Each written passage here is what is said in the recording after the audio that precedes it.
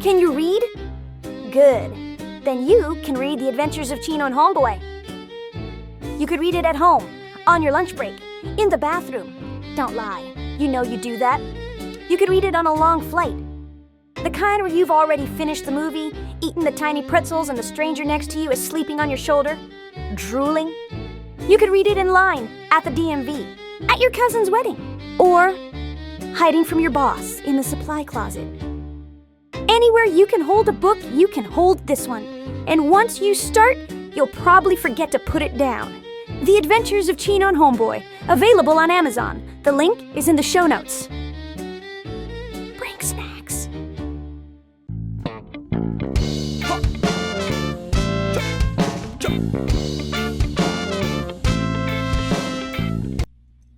I'll be back to you, Nina.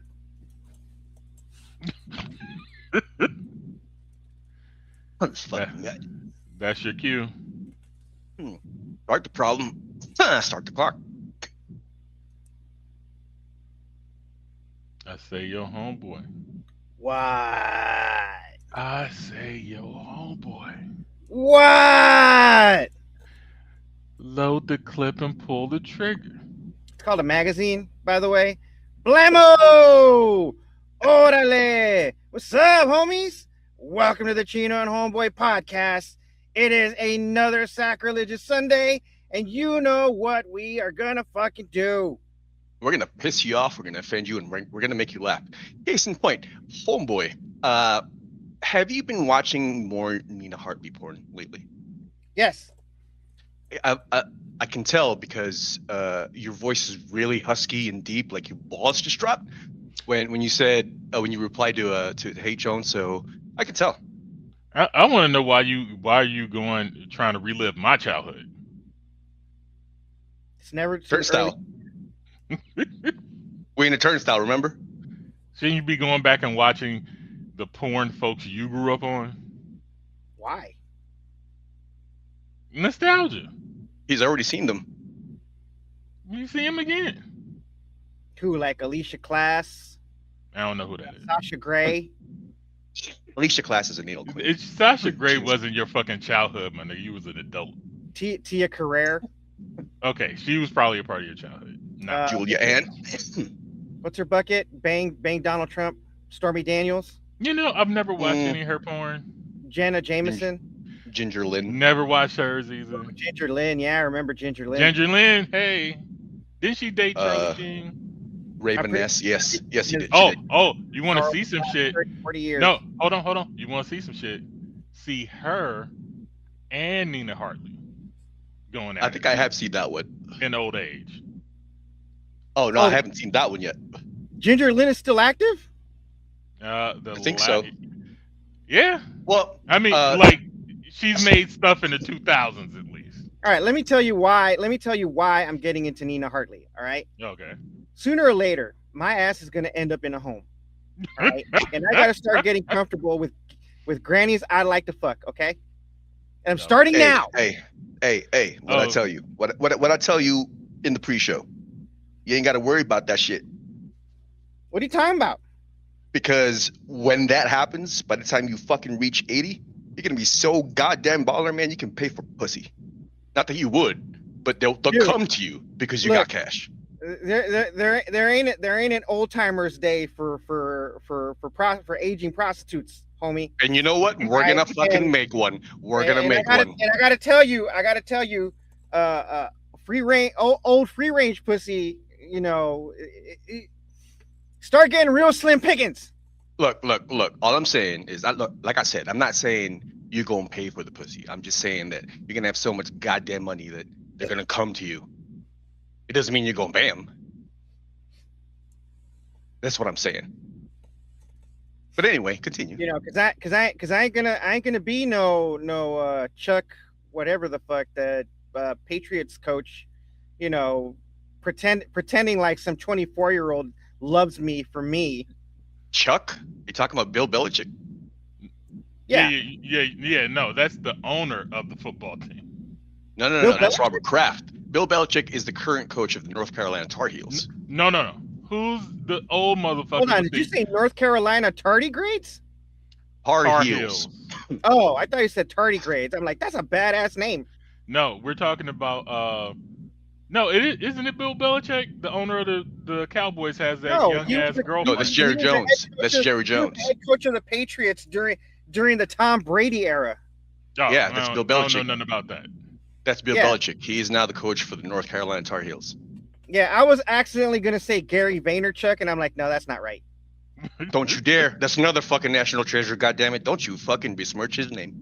Well, I don't know. I'm on the fence with Gary.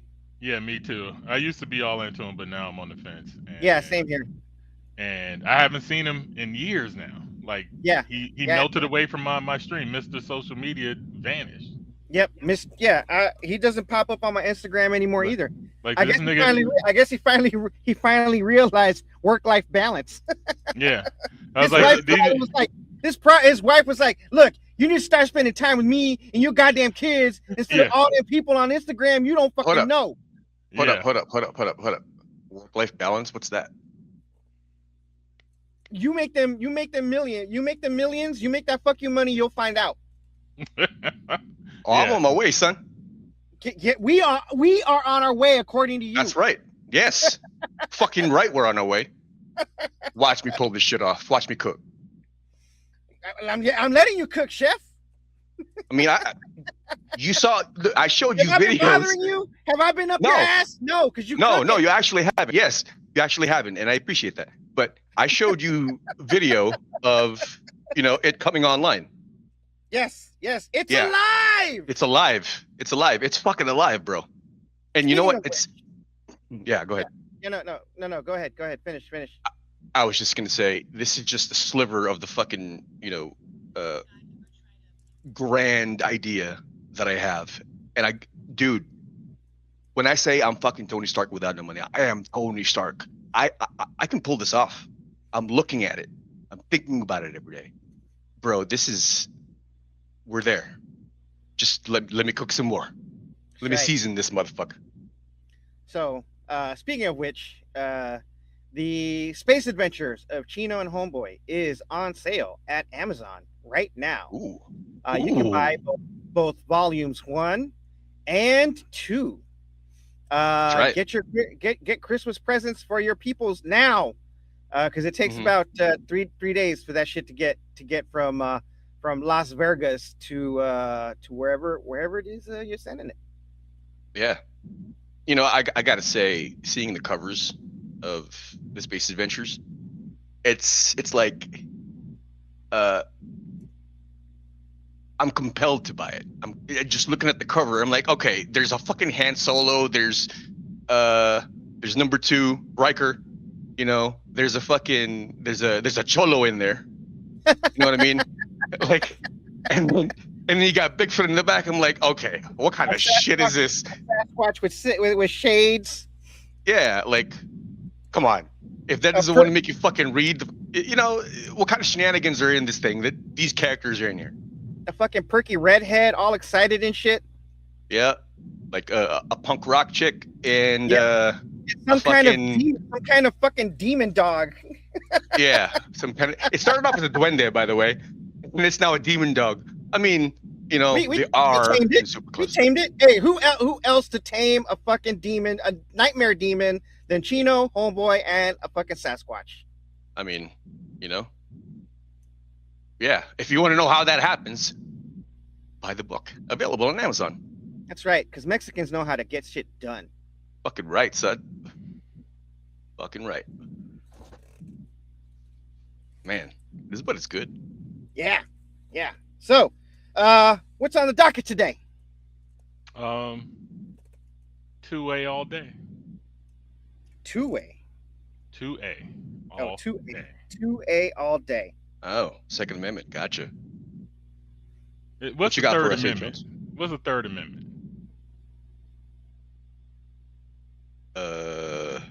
Mr. Is that Poli the right to vote? Is that the right to vote? Which one is that? Third know. Amendment, the right to vote. No. Hold up. Let me. Jaime? Yeah, no, not Nina. Wait, Third we have more than 2? I know, right? Third Amendment places restrictions on the quartering of soldiers in private homes without the owner's consent, forbidding the practice entirely in peacetime. Where do we get the right to vote? Which one is that? The 9th Amendment? That's too far down the list. Amendment 15. 15. God damn. We need to rewrite this bitch. It needs to be higher on the list. Would you say that the Constitution is outdated? No. No. Partially. No. See, to say that it's outdated means that it is obsolete. Now, that it is out of date is a whole other animal. Okay, I'll agree with All right, you on that. out of date. Okay. It's out of date. Does it need patches just like a fucking program does? Yes, it does. Are we asking have amendments what for? Amendments he recommends? Because I got a laundry list. It's going to be a civics lesson. I don't know. Do we want to talk about my amendments or do we want to talk about H. Jones' adventures in the Second Amendment? Would you kill H. Jones? I ain't kill nobody, but I went to. Then why you got a push icy on, dog? Got a what? How you know I'm wearing a push icy right now? It's your profile picture, dog. I have a series of them. Yeah. In real life. Hold up. What? Yes, you do. What did you call? What is it? Push what? Your white coat doesn't allow you to understand the language we're talking right now. Okay. I'd still like to know what the word is because it sounded like face pussy to me.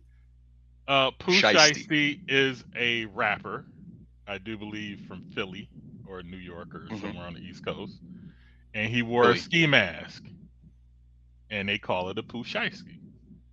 Pooh Shiesty? Shiesty, like you shiesty, and Pooh, like Pookie. Oh, so shiesty shit. Yeah. Yes. Okay. Shiesty shit. Got it. Pooh Shiesty. Got it. Basically, you seen the ski mask that all the athletes are wearing? No, I don't watch sports. I mean, you might come across it in a Nike ad or something like that.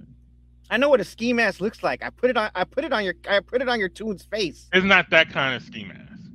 There's one where your whole face is covered. You might seen vandals robbing people in masks with them on.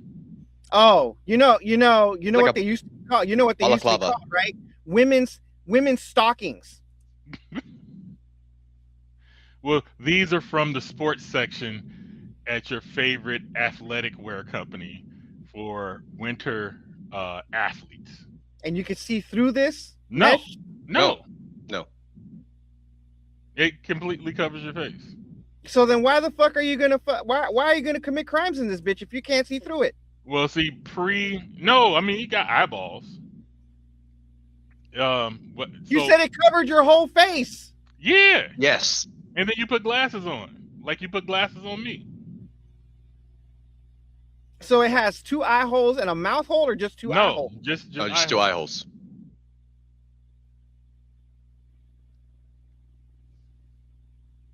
I don't know why you're having such a hard time.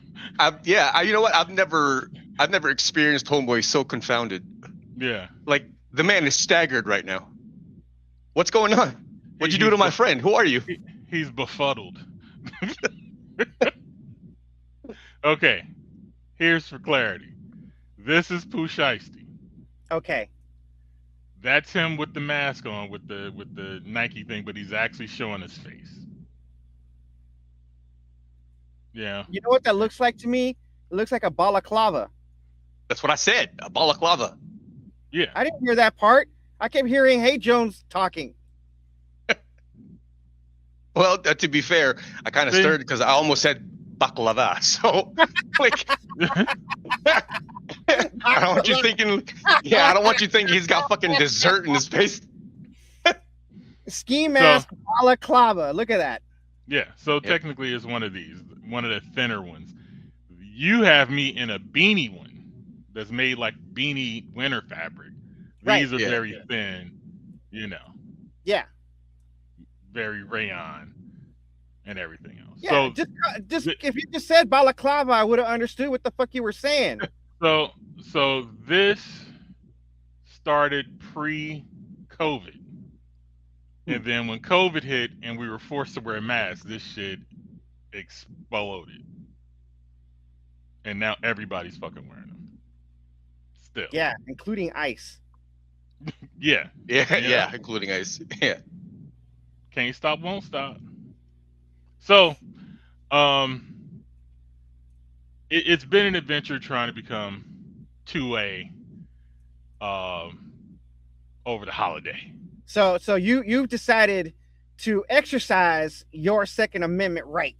Yes, while I still have it. Roger that. I gotta go get a gun now too. Yeah. Guess I gotta get one too, cause I gotta jump off the bridge like everybody else. That's what Nas say. Get yourself a gun. Shout out to Nas. Hey Nas, looking for sponsors. Yeah. No truer words have ever been spoken. Yeah. So I ended up at Turner's Outdoors and Fisher, whatever the fuck they call it. All right. On Black Friday. Uh-oh. You know, it didn't even dawn on me like it was Black Friday. I'm like, you know, I'm just going in. I just wanted to get information on like what was required of me to become a gun owner. You know what I'm saying? Right. And if I wanted to peruse or if I was capable of getting everything done at that moment, I would have. Right. But I wanted to get information like what kind of paper. Hey Jones walked into Turner's like, it's Black Friday. I'm black. It's my day. I want a gun. Oh no, nigga! It was so much of Black Friday. They wanted to search me when I walked in the door. Why that sound racist, dog? Honestly, what Homeboy said. They have cheaper prices, but I'm like I don't know if I really want to go back there. You know what? No, what you should have done, hey Jones, was, hey man, it's Black Friday. Okay, no, it's my day. It's my day. Yeah, me and my girl stepped in. Black people get Martin Luther King. They get all of February. They get Juneteenth, and now they should appropriate Black Friday. True. I mean, it's only fair. Well, on brand. Already on brand. The black community is divesting from Black Friday. They need to invest in black-owned businesses on Black. I mean, either if we don't shop or we shop. No, I got it, dog. On the same day, black people should have like N-word day or N-word Friday. You know what I'm saying? And they only buy stuff from black-owned businesses. We just said that. He did? Yes, I did. Oh, my bad. You're clearly not listening to the show. No. Y'all blame me for not listening to the show. No. Recorded, but he ain't listening while we're recording. You got some of that Uncle Rob weed? Is that what you smoking? You smoking that Uncle Rob weed? Look, is that the turnstile strain? Not quite. It's a hybrid of that and another strain that we'll talk about later. But when I said he did, I thought you referred to N-word Friday. I heard everything before that, which is why I said I got it. We'll call it N-word Friday. But back to my story. So I step in, dressed in all black. Right. What did it? With a sling black. Look at that. Black man, all black on Black Friday, and got searched. It don't get no blacker than that. And so I'm wearing a sling bag, and as soon as I step in and I look around to see where the gun counter is, there's like, oh, can I search your bag? You don't have a CCW, do you? I was like, no. If I did, why would I be here, nigga? I'm here to buy guns. Because it's Turner, dude. Everybody packing. But I'm saying she didn't say anything until she noticed me look over at the gun counter. Was she white? Yes. Yeah. Everybody in there was white. Yeah. Hold on. Wait, hold on. Before I continue, I just want to say, I'm going to give a call back to what you said earlier, Homeboy, when you said it doesn't get any blacker than that. Yeah. I beg to differ, because if H8 Jones was dating a white woman, it would be blacker, according to Dave Chappelle. I stand corrected. Wasn't me. It's Dave Chappelle. And when I was leaving, when I was entering, another brother was leaving, and I'm wondering if he left for the same reasons. You know. God damn. And he too was dressed in all black. I'm just here to live like white folk. Come on, man. So, but I get in there. You had to pull a number. I went to the back, and there was like 20 people in front of us. And it didn't look like these lines are moving fast. So I was like, let's just get a sales paper and bounce. Right. So went, looked through the sales paper, found some things that I liked. And then it dawned on me that there was actually a closer neighborhood gun store not too far from me. And my neighbor purchased stuff from them. Now bullshitted and spent too much time talking to my neighbor before I went. So I was only able to get the information I needed to make the purchase, what I had to pay to take the written test, what I have to have as far as like paperwork, which to notify people, you need a piece of mail that's current with your name and address on it. So you got to have some bills in your name. Or you can use your car registration as long as it's registered to the same address as on your license. If you got real ID, that's all you need as far as identification. If you don't, you're going to have to show either a passport or a birth certificate to prove that you're actually an American, plus your ID to prove that you're a citizen of the state that you're in, and a piece of mail to prove where you live at. But if you buy a shotgun, you need less. Did you get a shotgun?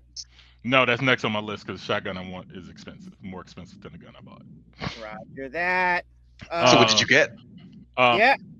I ended up buying a Echelon, Springfield Armory Echelon. Oh. I kind of think I should have went with the PDP because there have been issues with the Echelon, but hopefully when I get it, they fix these issues because these are issues they were having 2 years ago when the gun first came out. So hopefully, and it was primarily the issues were like with their clips, and it was primarily I call them clips, nigga. Call them magazine. Because I watch movies. You pass me a clip, okay? I watch Vietnam movies. You know who those movies were written by? Motherfuckers who never shot a gun. It's exactly. called a magazine. A clip is different. A clip is internal. I think a clip is internal, right? Yes. So wait. Internal. What caliber? What caliber is your Echelon? Oh, it's a 9mm. I'm probably gonna buy. I'm trying to find an appropriately made, fully ambidextrous 1911. Okay. Chamber in 45. Yeah. So that'll be probably my next purchase if it's not one. Okay. So here's look. Hey Jones, I'm only helping you out because you're gonna have to take this firearm, this weapon you have, to a firing range. Yeah. We have one here too. Right. And the range master is gonna call it a magazine, and you're gonna insist on calling it a clip, and he's gonna insist on calling it a magazine. All right. Now here's the difference. All right. A clip. You seen those World War II videos? No, you don't watch World War II propaganda. Well, in those World War II videos, they have them in the original Vietnam movies too. Right, where you know those guns where they go pow pow pow pow pow, ding ding. I know what a clip is versus an M1. Magazine. I just prefer to say clip. Okay. Yeah. Well, so since I'm in front of you niggas, I'm gonna speak how I fucking want. When I go to the range, I'll use range vernacular. Okay. I mean, if you want to sound cool, you could call it a mag. When did you become tragically hip, homeboy? Since I was born in the Navy, son. Not tragically hip, dog. I mean, I got a war medal, man. Leave me alone. I mean, that's tragic, but it's not hip.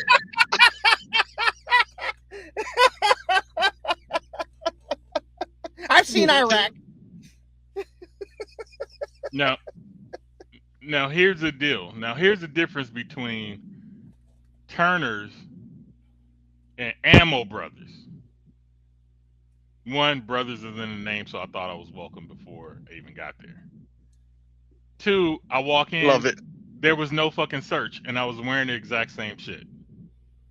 Came in there with my sling bag in all black, and nobody raised an eyebrow. Okay, I have a question. What? Is Ammo Brothers a black-owned business? Nope. Okay. They just, you know what? They're just part of their culture. So we're talking about allies here. Yeah. Well, I mean, like I didn't see no colored folks at Turner's, but the dude I ended up speaking to was Latino. You mean Ammo Brothers?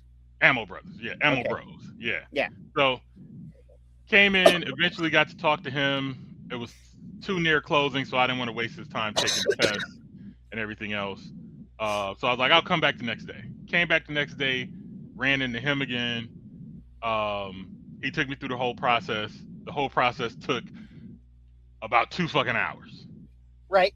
So one of the things I know now that I'll keep in mind. If you really want a gun, you got to be patient. Well, yeah, there's a level of patience, but also it's kind of a first come, first serve basis. So you got to sign in on a list or take a number. When you take that number, you're with that person until you leave the store. And they don't take up another person until that's done. So if a person in front of you is meandering, talking a bunch of shit, want to see 10,000 guns before they make their choice, or like with me, I was doing all the paperwork that day, that salesperson is going to be locked up with you that whole time. So if they don't have a fuck ton of people to service you, you're going to be there for a minute. So show up at opening. Yeah, or look in and walk the fuck out if you see too many people. If that list is too long, because they generally do not talk to you until they look at that list and see who's next in line. So, you know what I'm saying? I was in there, when I came in there just for information, there was like 2 or 3 people in front of me, and that took like maybe 45 minutes before they got to my name. And sometimes people were on the list, I'm doing a pickup. I bought my gun and I'm here to pick it up. You still got to wait until somebody, read your name off the list kind of deal. You know what I'm saying? So everything in there is a fucking wait. Unless you pick something that's on a shelf and go right to the cashier, you waiting. If you got to ask questions, want to see or handle a gun, before you purchase or something like that, you waiting. So I like that. I like this because it shows extreme ownership of the time with the client. That's amazing customer service. No, actually, like the dude I ended up getting, I ended up back with him the next day, probably because they were shorthanded. He said he had several people call in, so he was probably working a double shift because his wife with his baby showed up at work. Like, nigga, why you ain't at home? So on top of him giving me great service, I got to meet his family. Hell yeah. So he's super cool. He remembered me from the day before. Took me through the whole process, and I get to pick it up in a few days. Then I'm going to the range. Dope. Hell yeah. So you flex your freedom of speech, your right to vote, and you should flex your right to bear arms because it's your legal right. But California is making it very fucking difficult. Very fucking difficult. And y'all want me to move there? So what they're doing is they're banning a bunch of guns, which Trump is getting some stuff passed in fucking Supreme Court that might nullify California. Like they're trying to get rid of gun licenses altogether.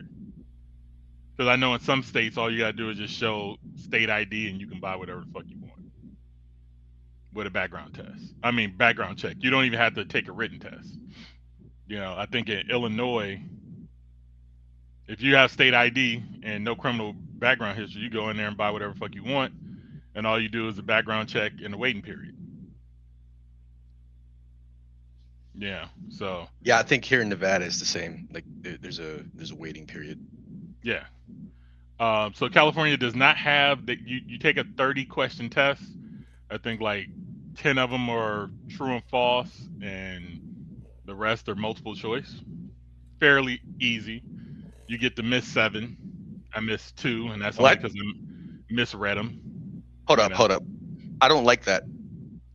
What? That you can miss questions. This is a fucking gun. Basically, they reword the same handful of questions in different ways. So they ask you the same shit like 20-11 times. They just word them funny, which, you know, like for me, I start rushing and speeding, and the dyslexia caught me. And so the dude read back the 2 that I missed, and I was like, oh yeah, I see why I got that wrong. I was totally thinking of it in the opposite direction. You know what I'm saying? Mm-hmm. But you know, relatively easy. Like I've taken it online, a practice test several times and got like 100% each time. Gotcha. So, you know, it's not a difficult test. If they actually had a physical test of some sort, which you do have to do, I think, if you want a CCW. Yeah, makes sense. Have to take a range test or something like that. But relatively smooth process. But what California is going to do is everything that you buy to service your gun, you're going to have to go and get it from a gun store and do a background check. So you need a new barrel, background check. Mm-hmm. You need a new slide, background check. Yeah, I new know. Trigger assembly, background check. Yeah, I know someone here. Background check. Yeah, I know someone here who buys guns and gun parts regularly, and they talk about it, how the waiting period and, you know, the background checks, and every single time he has to, you know, every single thing he has to buy, you know, goes through some sort of background check. And that background check is not free.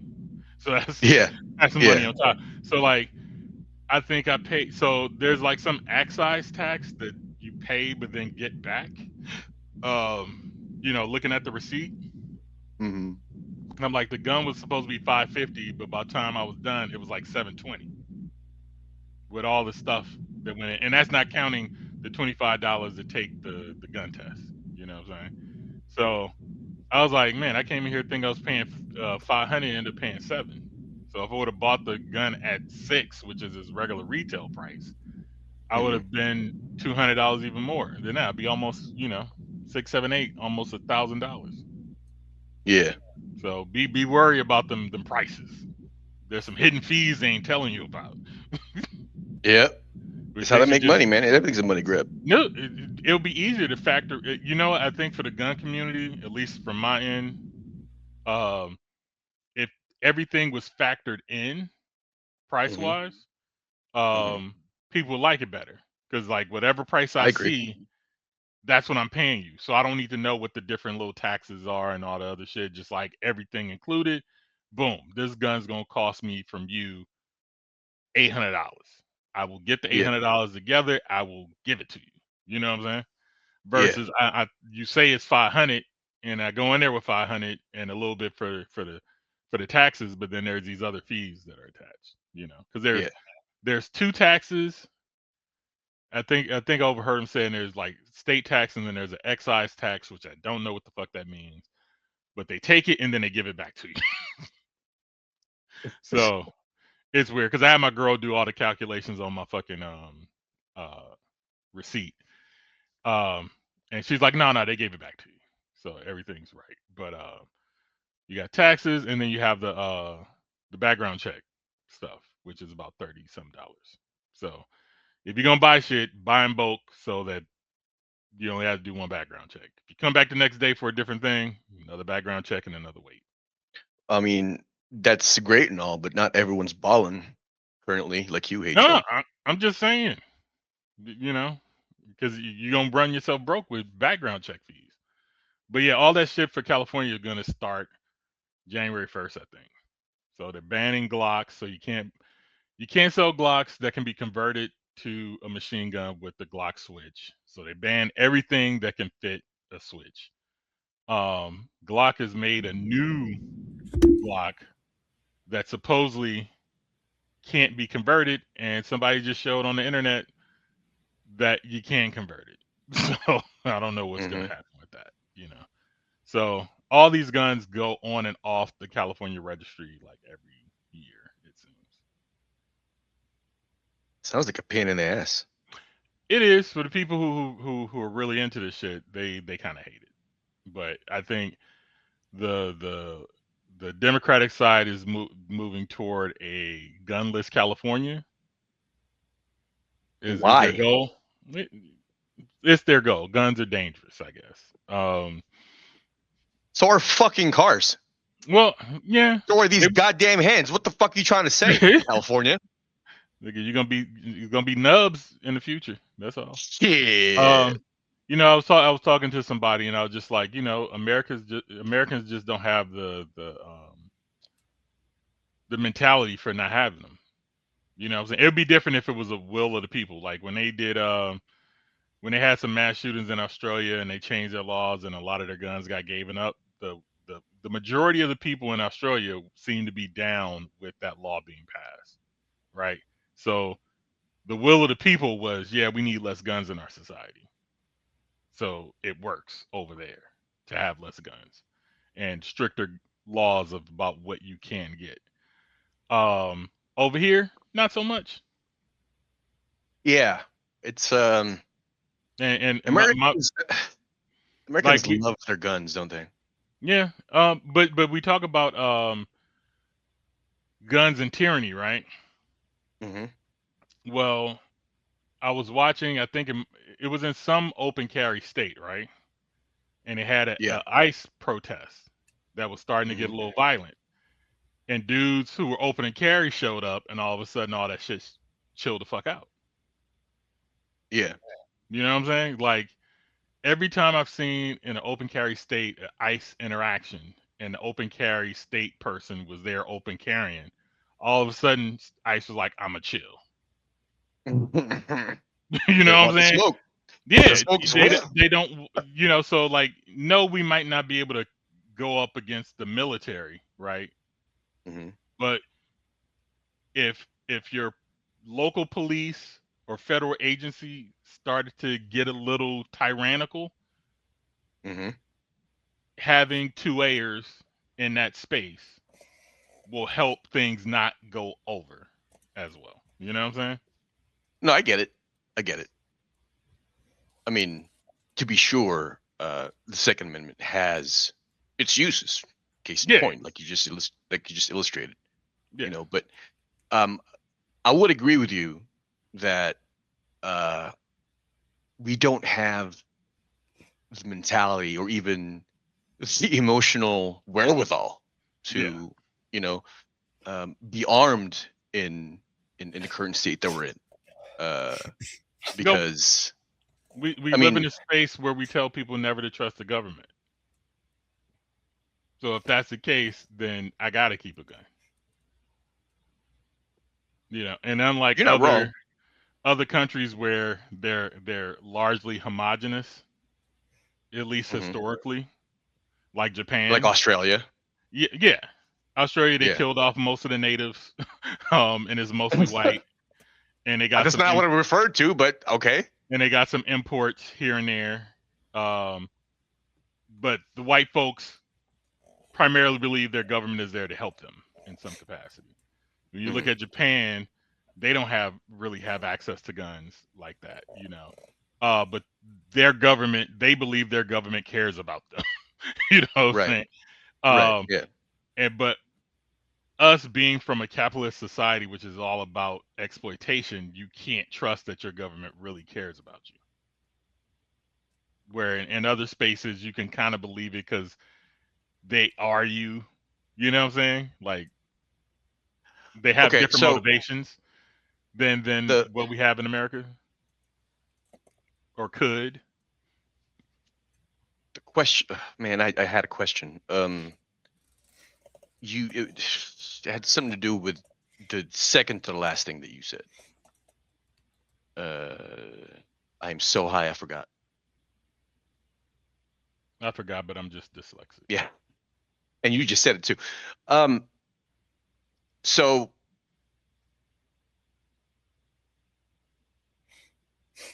never mind. I lost it. All right. No problem. But that's what we need is to train you motherfuckers in combat discipline. Nigga, I edge every night. What you talking about? See, this is another. You remember how I said we should adopt something like what the Koreans are doing, where when you turn 18, you have mandatory military service. Right. Unless, of course, you have, certain things that would preclude you from said military service. Not bone spurs, but you know what I'm saying. That's the opposite that of way, freedom. That's the opposite of freedom. Well, no. Hold on. You might say that, right? But who the fuck is gonna protect freedom? So those if you, I agree, but I think in order to have something like, something like the Second Amendment, where you have the right to bear this arm, right? But if you're going to have that right, you should also have something that help trains you to use this weapon. You know what I'm saying? I get what you're saying. I totally agree. Mm-hmm. Like, I'm not going to keep ammo in my house until I think I'm sufficiently trained with my gun. So I'm going to go to the range. I'm probably going to take a pistol class. I'm going to learn how to shoot. And then once I know how to shoot, then I will be keeping all the paraphernalia necessary in my house. But not everybody is you. Yes, I was going to say that. Like, that's assuming that everyone. I'm just talking about like from my perspective, like my plan. I'm just talking about my plan. All right, no, I get it. Do you want Homeboy's suggestion? Go ahead. On mandatory service. Go ahead. I believe that every American between the ages of 18 to 30 should have to do mandatory civil service. How much time would that be? 6 months, a year? No. Can I finish? So here is my plan. All right. Now it's civil service. All right. So it doesn't mean you have to join the military for this. If you join the military, that counts. All right. But when it comes to mandatory civil service, it's going to be in shit the country needs regarding infrastructure, healthcare, and social services. All right. And the contracts will be 2, 4, 6, and 8. All right. Depending on what kind of job you want to apply for. All right. So if you only want to do a 2-year contract, that means, say, for example, you pick healthcare, then you get to be an EMT and a paramedic, because the cost to make an EMT or a paramedic doesn't take that fucking long. Right. And we could put you out in the field and we can make use of you within those 2 years. Right. Next, you go 4 years. You can be a technician, like an X-ray technician, MRI technician, a phlebotomist, the grunt work that goes on in a hospital. All right. You could do that in a 4-year program. You want to be a nurse, 6-year program. You want to be a doctor, 8-year. And we're not talking you do a bunch of gen ed classes or whatever. No, fuck that. You want to be a doctor? We will throw you right into becoming a fucking doctor. You don't need those gen ed courses because all you are is a bone mechanic. That's just an example. All right. In exchange, you get college money in case you decide to go to college. Right? Second, path to citizenship. If you are in this country on any kind of a visa, just like the French Foreign Legion, we will take your ass and we will automatically grant you citizenship. Not none of this bullshit the military does right now, where it's like, oh yeah, you served 2 years, then you qualify to apply for citizenship. No, fuck you. You served, automatic citizenship. That way we don't. That way we don't get into this bullshit like that Jason, whatever the fuck his name is, who's currently in fucking South Korea because Kristi Noem had to deport his monkey ass over some shit that he did back after he got out of Panama and shit. Agreed. Not only that, but they get paid a federal paycheck. They get to take advantage of federal health services, right? You know, and they get to benefit from the infrastructure that they are building for the country, right? Because at least you get to work to build the country up. And once it's built up, you get to work to maintain it. That is my plan for mandatory national civil service. Well, hold on. Wait. Go for it. I wish you would have told me this was going to be a civics lesson. I wouldn't have smoked so goddamn much. No. You need to be super high for this because a lot of people are going to be like, that makes too much sense. But you can believe in it when you're high. Well, like, I like your plan. What? What the fuck did this become a cult? Since we started the podcast, homie. Oh, man. Look, I like your plan. That's true. You're right. But it's the mandatory part because mandatory isn't freedom. But I would say look, here's the thing. It's the cost. It's mandatory, but you get to choose the amount of time. Nigga, I want 0 time. That can't do that. You're an American citizen. You got to do your duty. Well, see, this is what I say. You can bribe them into it. Like, hey, if you do this program, we will pay for X, which I think is a great idea. And then it's up to you to choose if you want that advantage or not. Then you are in the 40%. What 40%? The 40% who say we should not have a mandatory civil service. Yeah. You're in that 40%. But 60% of Americans believe that we should have mandatory service for people between the ages of 18 and 30. I think K. Jones has bone spurs. I do. But if you do civil service, this ain't the military. You do civil service, that can be waived. You can be in a wheelchair and still do your duty to your country. Duty is nowhere in the Constitution. I will make it. If I gotta go that far, I will make it happen. This is starting to sound like rape. Homie. It's starting to sound like rape. I wouldn't go that far, but look, homie. I'm with you most of the time, but man, this sounds you look, here's what I'm gonna say. If you happen to make it that far, let's say you become president, right? I think you'd be the only person that I would trust who would actually stick to your guns about what the fuck you say, because this is this is slippery slope into authoritarianism and you know, like that type of, if you had an ego, I'd be worried, but because you don't, I'm with it. I'll allow it.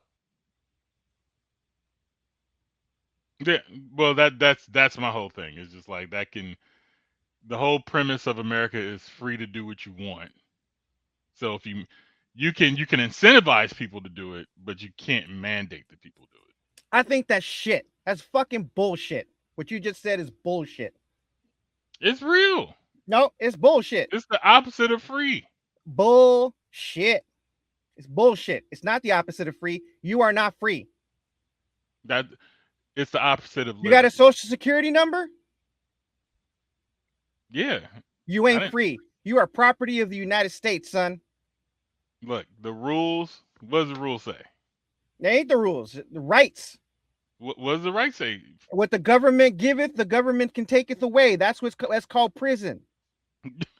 You know what I mean. The U.S. government on a whim can say, you know what? Fuck y'all. We're drafting motherfuckers to go fight a war. Imminent circumstances. That's right. You are not free. So I'm just saying, if we're not, and I don't believe with the draft either. You want to know what real freedom looks like? If your people are not willing to fight the fight, that means they want the circumstances. I'm not even asking them to fight. I'm not telling them to join the military. I'm asking them to be nurses. I'm asking them to be doctors. I'm asking them to be paramedics. I'm asking them to be firefighters. I'm asking them to be construction people. I'm asking them to drive trucks. I'm asking them to work forklifts. Okay. I'm asking them to drive tractors. I'm asking them to help build the country they want to live in, not go overseas, blow up cocaine boats, and steal oil tankers. Look, I'm not asking that. That sounds like a lot of fun, though. Fucking opposite. That sounds like a lot of fun, though. But I'm a fucking artist. I don't care about none of that shit. You could be a graphic designer for the civil service. Okay, maybe. We got graphic designers in the military. Really? You can be a graphic designer in the civil service. Hold up, hey Jones. Like, just because you didn't hear artist in his description, you said fuck this shit. Yeah. Hey, I don't like doing nothing. I don't like doing nothing but the shit I do. Bro, listen. And talk. You already do propaganda for a city. If you do national civil service, you do propaganda for the civil service. That's right. You can be Joseph Goebbels, bro. I don't make propaganda. I deliver the truth. You could be fucking McNamara. Look, call it whatever you want. You'll be delivering the truth for the civil service. There's no marketing agenda behind the stuff that I make. I make stuff to notify people of what benefits they have allowed to them. See, and that's all I would ask if you were going to be a graphic designer in the civil service. There's a lot of job opportunities. All right. Okay, and who's going to pay for all these civil service jobs, seeing that they're nonprofit? We are going to raise the minimum wage. We're going to tie it to a percentage that automatically goes up with inflation, and we're going to give small businesses a payroll tax. What do they call it? Payroll tax. Shit. Fuck. I shouldn't have drank. Can we talk about Nina Hartley now? Wait. What do they call it? It's a payroll tax. It's like a tax credit. It's a payroll tax credit so that they don't get hammered with too high of a payroll, because about 40% of a small business's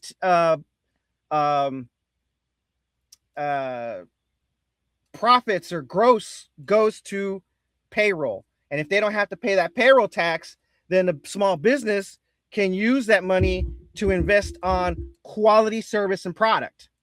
Whereas the big boys don't need to do that. They don't need a payroll tax credit because they don't invest money. They wouldn't use those tax credits to invest in better service and quality. What they would invest it in is the stock buybacks, increasing shareholder value, giving CEOs and executives golden parachutes. And that's how you pay for the National Civil Service, because the more people are getting paid, the more they're going to get taxed by a percentage. They won't notice it, and you can fund the National Civil Service. Why the fuck are you all right? Why aren't you a goddamn poli-sci muckety muck? What are you doing here? Yeah, I get that. I get asked that question all the fucking time. Bro, I've known you half my life. And this is the first time I've ever questioned your trajectory. What the fuck are you doing here? Go run for office, dog. Spreading the message. I mean, I do have a folder called Homeboy for President. Man, I've been refining my ideas, dog. I've been refining my ideas. I can tell. Did I rush it? But see, did I rush it? No. It's. I felt like I rushed it. Okay. No. It's good. It's good. Right, thanks. No, that it's a well-made point. Very well-made point. The thing is, it needs to be heard more. Just like you said, people need to think about this shit. Why do you think we have a podcast? No, I get it, and my whole point is that for a fucking pothead, I don't know how you think about this shit, because the only thing I can think about when I'm smoking is, well, I guess you have to be into it. I'm not really into, the systems that go on in my head have nothing to do with humanities. So yeah, I don't know. I'm just tired of rich people fucking shit up for poor people. That's all. Well, that's why we're going to be rich, and we're going to do it our own way. That's right. So, yeah. All right. Now, I thought I saw Hey Jones flowing through the Insta, and there was someone popping pimples on a penis head. No. Fuck. How do we go from? This is why I love this podcast, because you can have a civics lesson, a very informative one, right?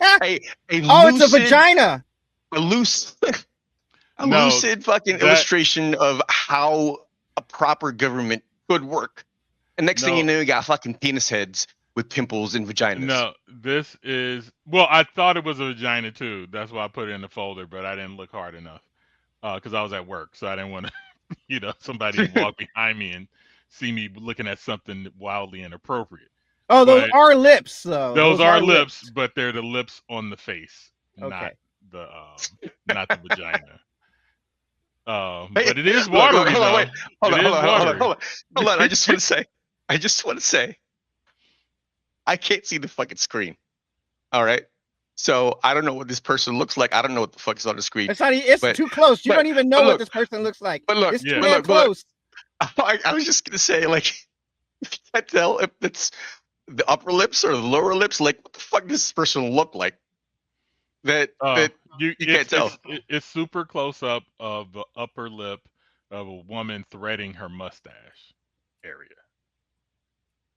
Oh, wait, how the fuck did you get pimple popping from that? Well, he saw it from the little screen and didn't know. Oh, okay. All right. Yeah, I'm looking. Okay. I was looking down at the preview screen, the little mini preview screen. So yeah, no, those are that's a different sex. That's a different set of sex lips. The ones on your face. And yeah, this lady is threading her mustache off of her upper lip. Sex lips. I'm about to slap your lips. Hold on. Wait. Go back. I'm very confused. For the past hour, I've been trying to figure out what part of the body I'm looking at.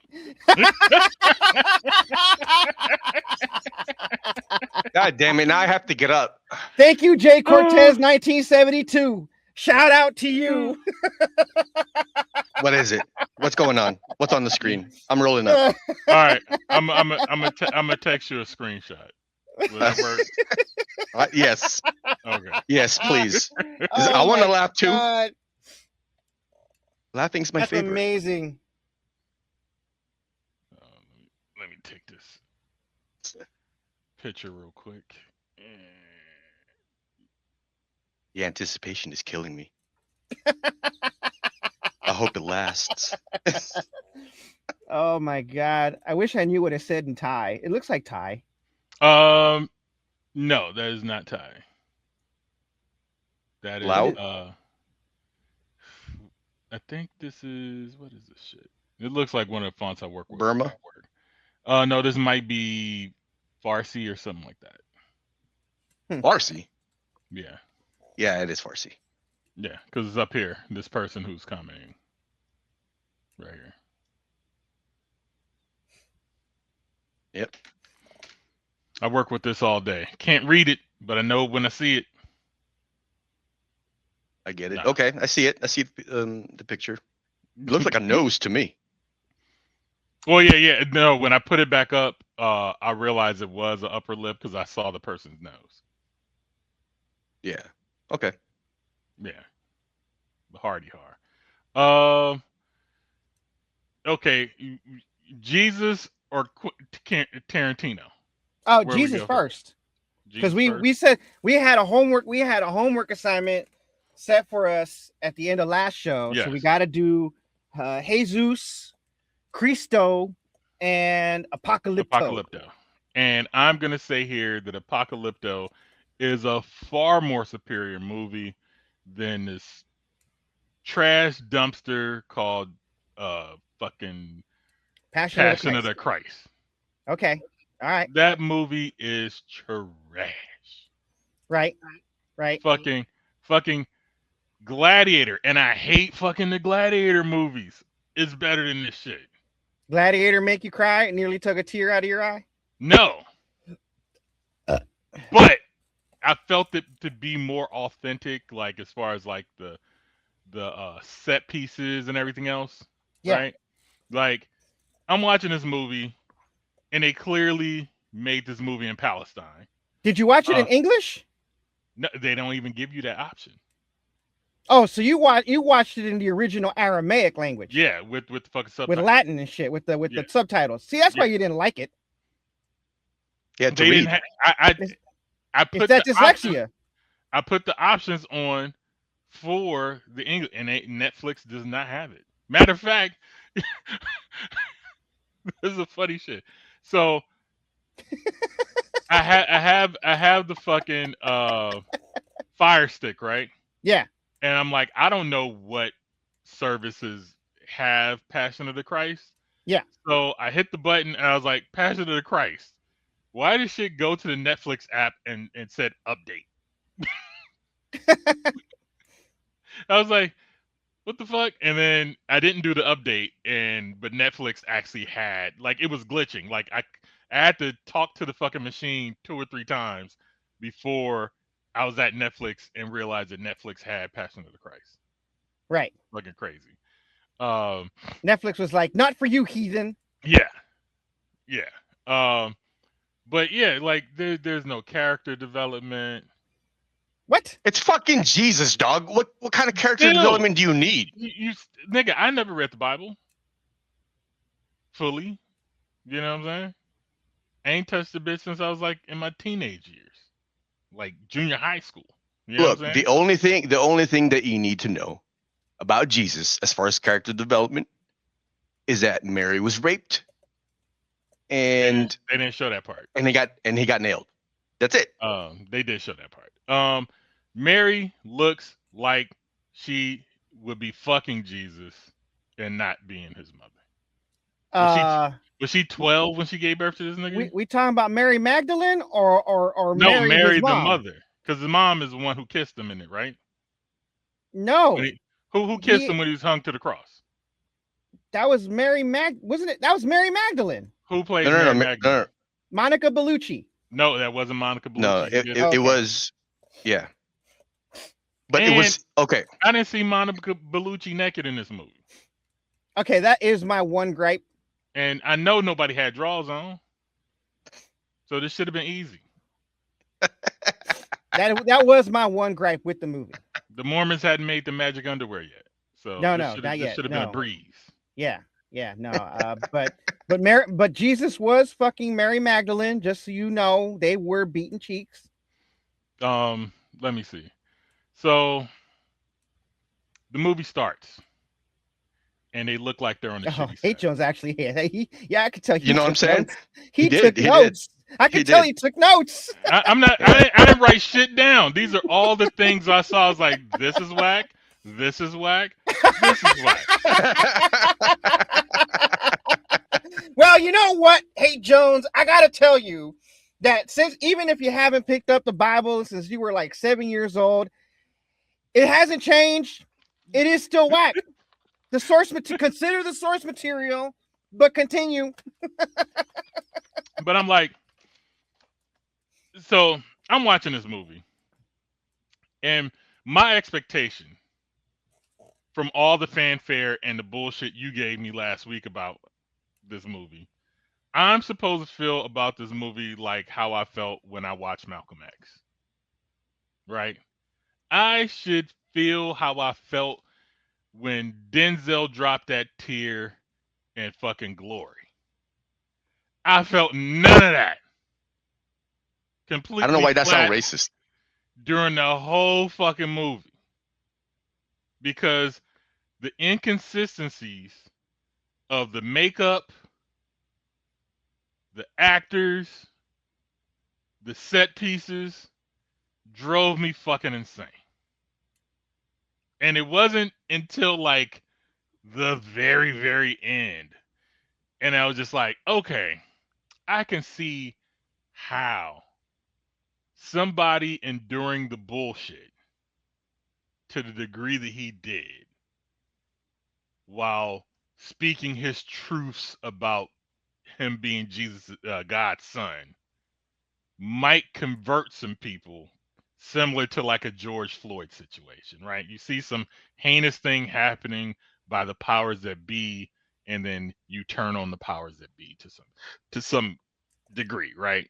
Right. Like I could see how the myth could have been born in that situation, right? Right. But they shot this shit in what looked like ruins. Where I'm like, this was the height of their fucking civilization. Everything wasn't fucking beat up, nigga. Doesn't make sense. No, it wasn't. No, it wasn't. It was not the. It was not the height of. It was not the height of their civilization, because if it was, then Pontius Pilate would not have been part of the story. What I'm saying is, it wasn't at the downfall, right? It wasn't. No, after. it's already fallen. That's my point, because they've been conquered by the Greeks or by the Romans. No, you took it over. You didn't like the fucking set pieces that they were in look like the fucking ruins that are currently in Greece. Like, you don't get to that point that fast. Greece? Are we watching the same movie? I thought you said Palestine. Yeah, that looked like a bowl of rubble too. Like none of this shit looks functional, right? Like you show Jesus at some point making this exquisite table, like proving that he's a fucking carpenter, right?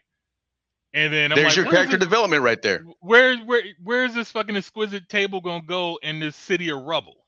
Who are you making this for? For his mama. It didn't make no fucking sense. None. Hold up. None Wait. Hold up. I've been trying to make sense of the words that are coming out of your mouth. Okay. All right. You said this movie looks like it was shot in Palestine. Yes. Well, they were in Palestine. Where was Jesus crucified? I don't know. In Palestine. I know, but I'm saying it looks like it was shot in current day Palestine. That's because current day Palestine really hasn't changed much since that time. No, it did. It had buildings and shit, and it was functional. And then some people blew fucking buildings up.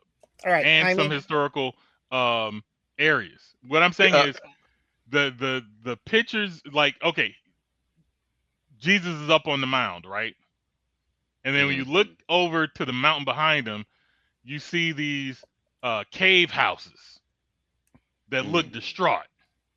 Okay, like, so Passion of the Christ was filmed primarily in Italy, utilizing the ancient cave city of Matera for many exterior scenes, including the crucifixion and Jerusalem market areas and the abandoned ghost town of Krakow, while interior sets like Pilate's Palace were built at Cinecittà Studios in Rome. Yeah. So, all right. So that's what I'm saying. Like, okay, so when you say we watch Gladiator, right? Where you're in the city, right? It looks like a working city, right? That's because that was in fucking Rome. Hold on, but like, I know Rome was probably like the best set up place outside of Egypt, but other civilizations. You understand? You understand? What I'm saying is, no. I'm gonna go back. I'm gonna just to piggyback on how we started on this argument on Chino's, Pontius Pilate wouldn't be there, right? Because we're talking about Jerusalem, right? Which is in Palestine. After the Romans conquered it, do you think that when the Romans were conquering it, they were like, no, don't touch the buildings. We're going to need those. No, they ran through it roughshod and took over the place first. Then they came back with like, all right, let's rebuild what we fucked up. It still looked too distraught for me. Two, these people watching the fucking crucifixion all day, like, niggas, don't y'all got work to do? No, that was a very common thing. It was that just was like, the thing, yeah, like back then. Yeah, it was like the guillotines. It was like the guillotines during the French Revolution and all the lynching that was going on during slave times and segregation in the United States. All them niggas, yeah, but the people at the lynchings had free time to watch niggas die from a tree. How do you don't think they don't? Like these ancient motherfuckers had way more free time than we do now. They didn't have a 40-hour work week. All right, there were a lot of people in the streets around all the time. They didn't have the kind of society, modern day society, that works on a clock like we do today. They didn't have that back then. Yes, they had the free time to go and watch motherfuckers get crucified. No, they got sunlight and fields to tend to. Go to work, nigga. No.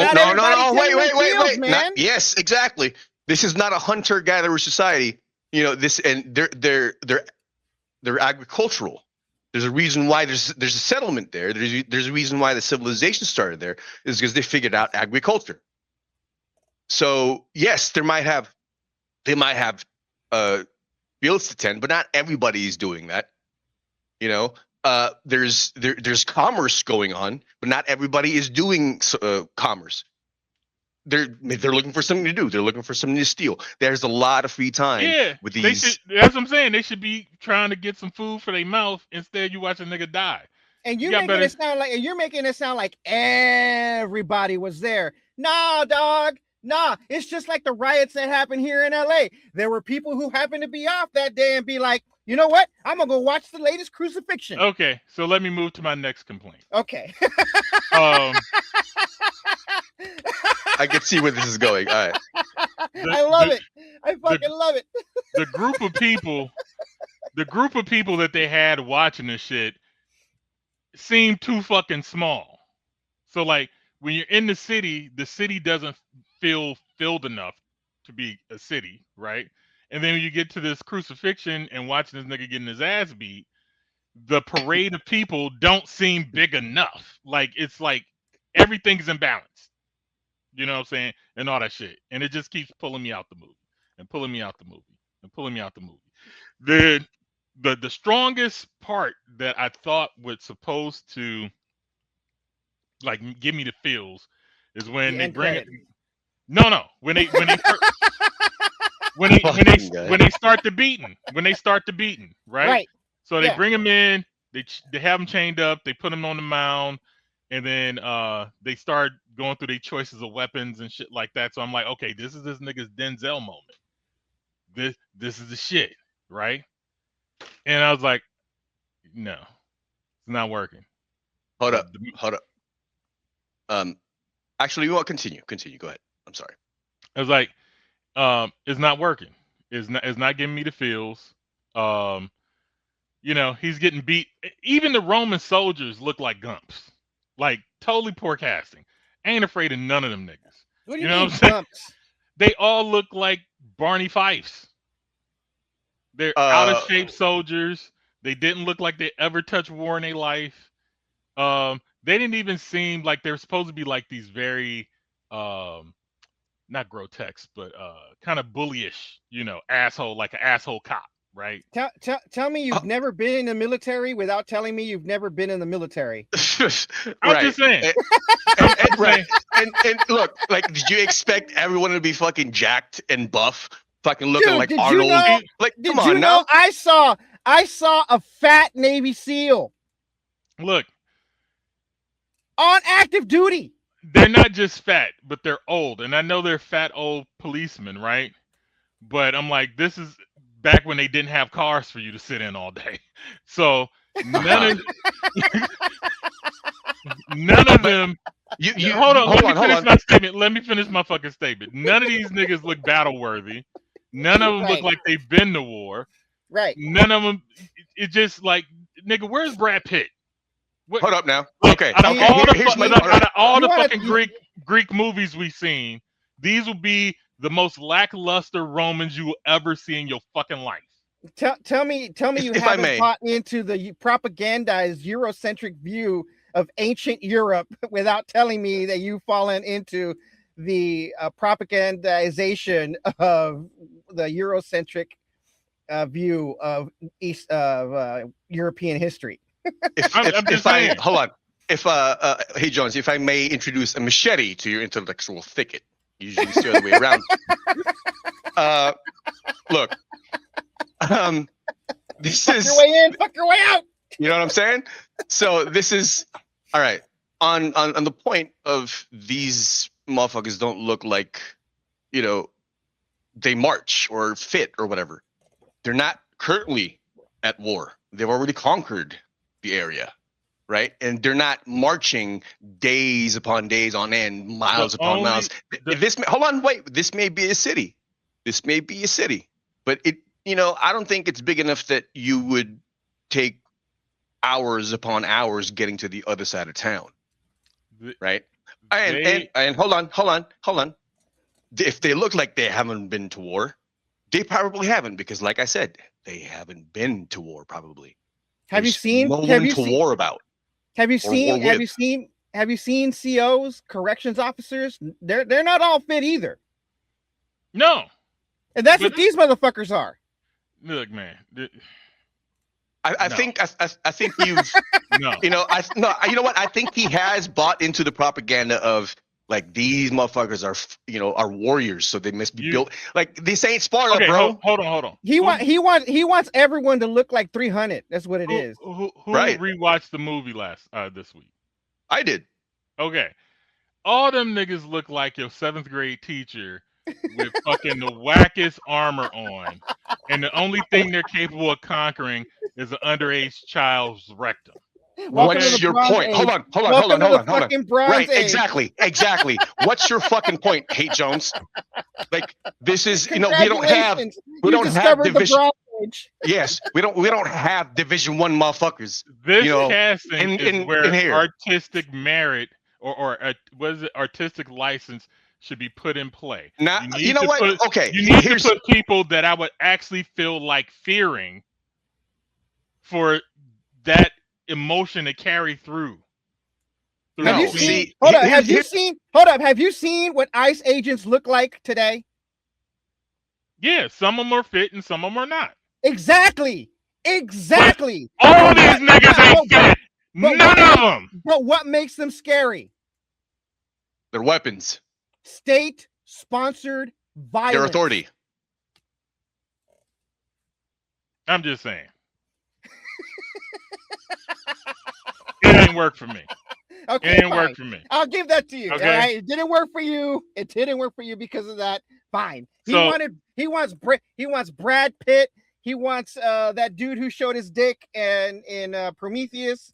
I want somebody who actually looks sinister and feels sinister, doing sinister things, to make me feel empathy for the person they're inflicting the pain. Look, if I may, H8 Jones, all right, let me stop it right there, because I can't take any more of your bullshit. It's not okay.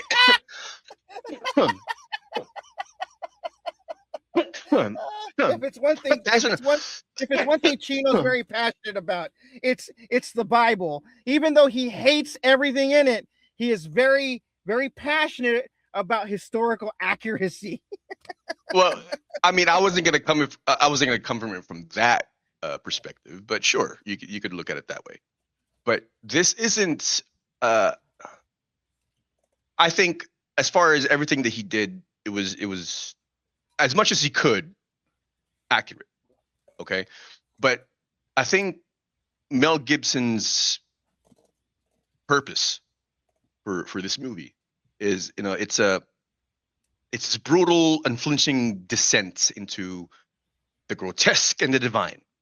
This is raw humanity here. Yeah, this is about the myth of Jesus Christ. You can't right? say all that when all they did was hold on. rub Give me red a second. jelly on this nigga Give for give 2 me hours. a fucking second. Give me a Wait, fucking rub second, what? okay?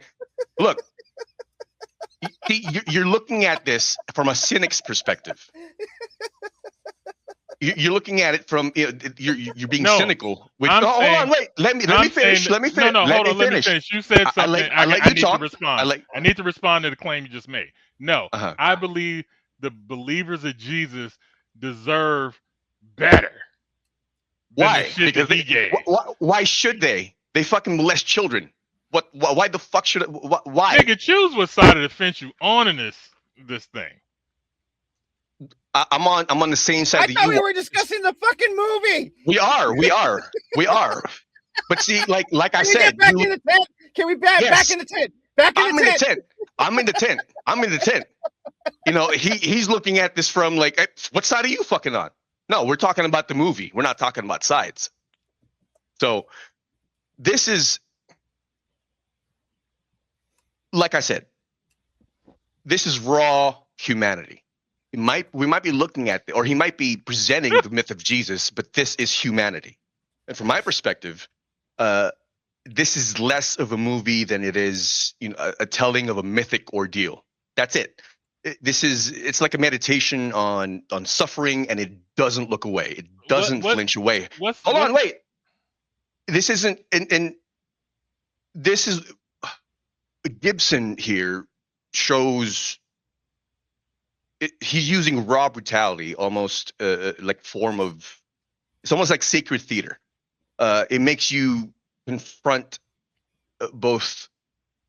It makes you confront the nightmare of being human and being capable of this fucking type of brutality, this kind of shit. This is a look at the extremes of human brutality, of human agony. And that's what the tension is. That's the tension of the movie. Hold on, if it wasn't Jesus, right? And it was just a story about a regular ass person, it should still hit you the same. Mm-hmm. No, yeah. That's what I'm saying. It's like the lack of acting. They literally learned Aramaic. They learned Aramaic in order to be able to play this, man. Look, Black Panther learned the African. Didn't learn enough English for Rush Hour. Look, Black Panther created his own fucking accent, and I still think his performance in Black Panther was shit. Okay, I don't give a fuck. It's just like niggas losing weight or gaining weight for a scene. That don't mean you're a good actor, my nigga. Fucking 50 Cent dropped to like 120 pounds for a movie, and the movie was whack, and so was his acting. Okay, I don't give a fuck. The results have to show, and it fucking didn't. This nigga walked around with red jelly on his ass for 2 hours, and it was boring as fuck. Wait a minute, what red jelly? The blood on his ass. He was covered in blood from the whips and chains and all this other shit. Oh, you know what? Right. I have a question to H Jones. And I would like to ask got help carrying his cross and shit. Who? What? He got what? He got help carrying the cross. I thought he was a G. What... He ain't no David Goggins. Yeah, David Goggins is a lot tougher. But he would have stayed hard throughout the entire thing. He would have stayed alive. I agree. David Goggins wouldn't be saving souls. He'd be stealing them. Thank you very much. Yes. David Goggins would be like, man, fuck this shit. I'll take all y'all right now. You know what I'm saying? Like, nah. As far as torture porn goes, this is some of the weakest torture porn I've ever seen in my life. I'm sorry, Hey Jones. This is a general release. This is a movie that was made by a studio. I've seen other movies that dealt with torture and BDSM and whatnot, and most of those are more cringeworthy than the shit that I saw in this movie. 7 was more cringeworthy in certain scenes than this shit was. Yes, because that's psychological. This is raw, bro. It's not raw. It's just weak. Okay, it's just weak. It's not raw. Like I said, you're looking at it from it's like maple syrup straight from the tree. Weak. Right. It's watered down. You need to boil it and distill it in order to get something that's sweet enough. This is Hey Jones like detailing his fucking lawn with scissors. No, it's not. This is exactly what you're doing, because this is a machete to the hedges, nigga. Like, this movie's whack. On every what I'm saying, yes, that might be what you're doing. Level, that is what you're doing. I agree. That's exactly what you're doing. It's whack and too long. That is exactly what you're doing. You're introducing a machete to the bush, right? With the but it operates behind the pretense of, you know what, this isn't, what. There's something about this that I don't like, because it's not cut in the way that I like. It's not cut. It's not. But see, you're not looking at the script. You're not looking at the direction is bad. The acting is bad. The stunt work is bad. The authenticity is bad. The fucking set pieces are bad. Like, all the shit is weak. Like, I could tell the fucking cross was made out of foam at certain points. And then they switched it to real fucking wood when they put them up on the cross, and the shit looks totally different from the scenes before.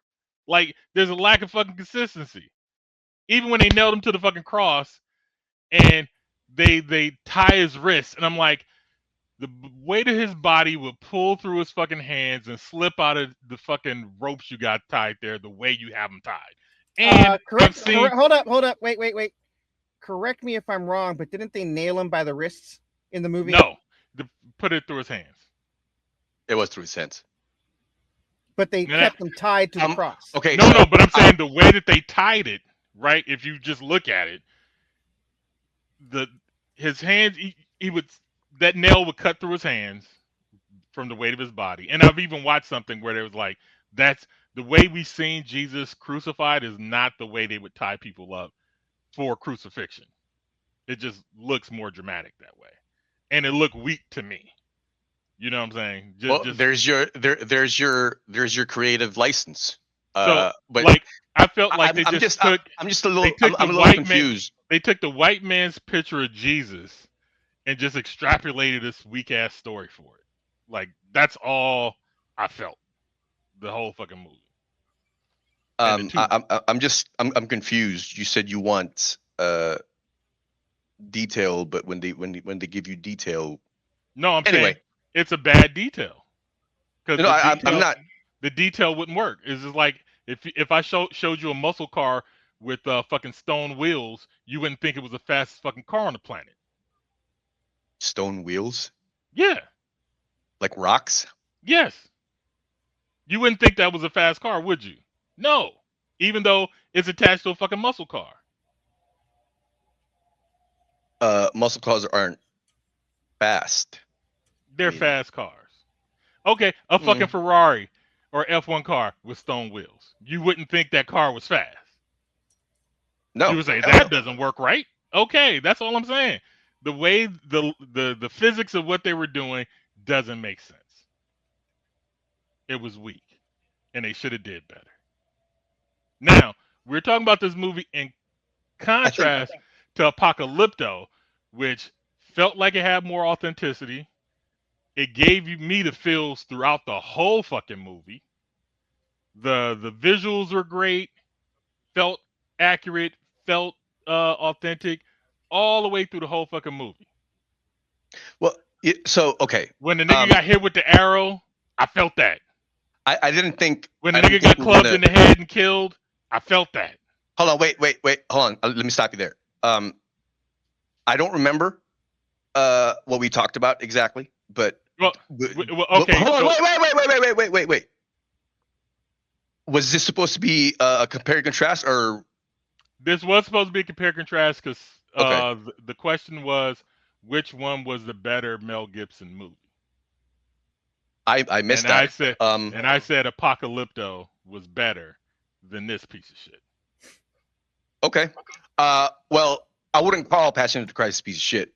But I will have to agree with you if the metric is which is better. Apocalypto was way better.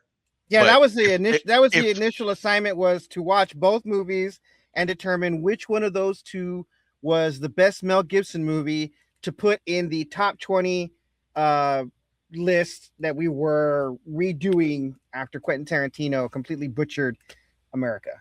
And you know what? Hold on, wait. It would be Apocalypto for me. Let me say here now, just so everybody hears. I'm the one who fucking set the assignment, and I forgot my own goddamn assignment. That's my bad. My bad. Because no, here's the thing. All right. I thought we were just talking about like Passion of the Christ and Apocalypto, both as like movies, right? I didn't think we were going to compare the two. Like, I guess what I thought we were going to do was, hey, why is this here? Right. Are we smoking a lot of reefer? Forgive me, but yeah. We spent 45 minutes for absolutely nothing now. No, that's fine. No, we can pivot. It's cool. No, but it was very informative. It was very informative and brilliant. I loved both your arguments. I managed to catch most of it while watching Nina Hartley, but it's neither here nor there. People out there listening, if you haven't seen Passion of the Christ, don't. I could have got more sleep last night.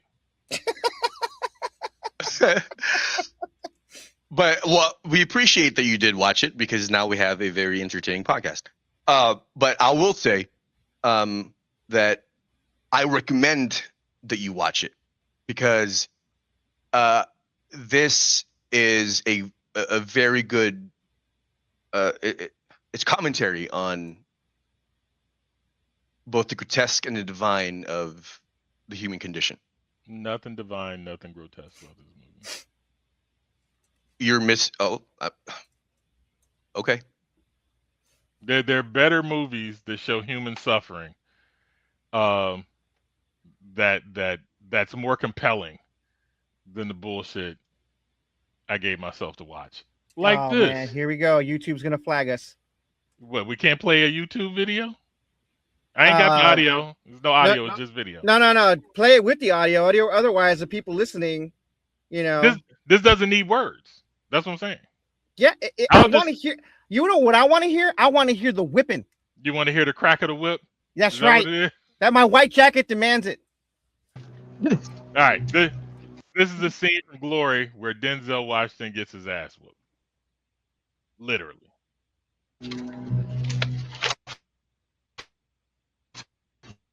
Now, you see that? You see that? That gives you the feels.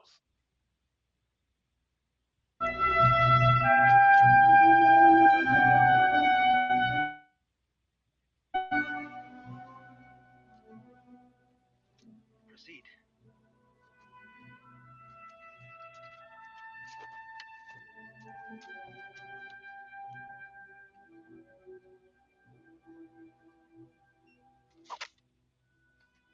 Did Denzel get an Oscar for this? No. Robbed again.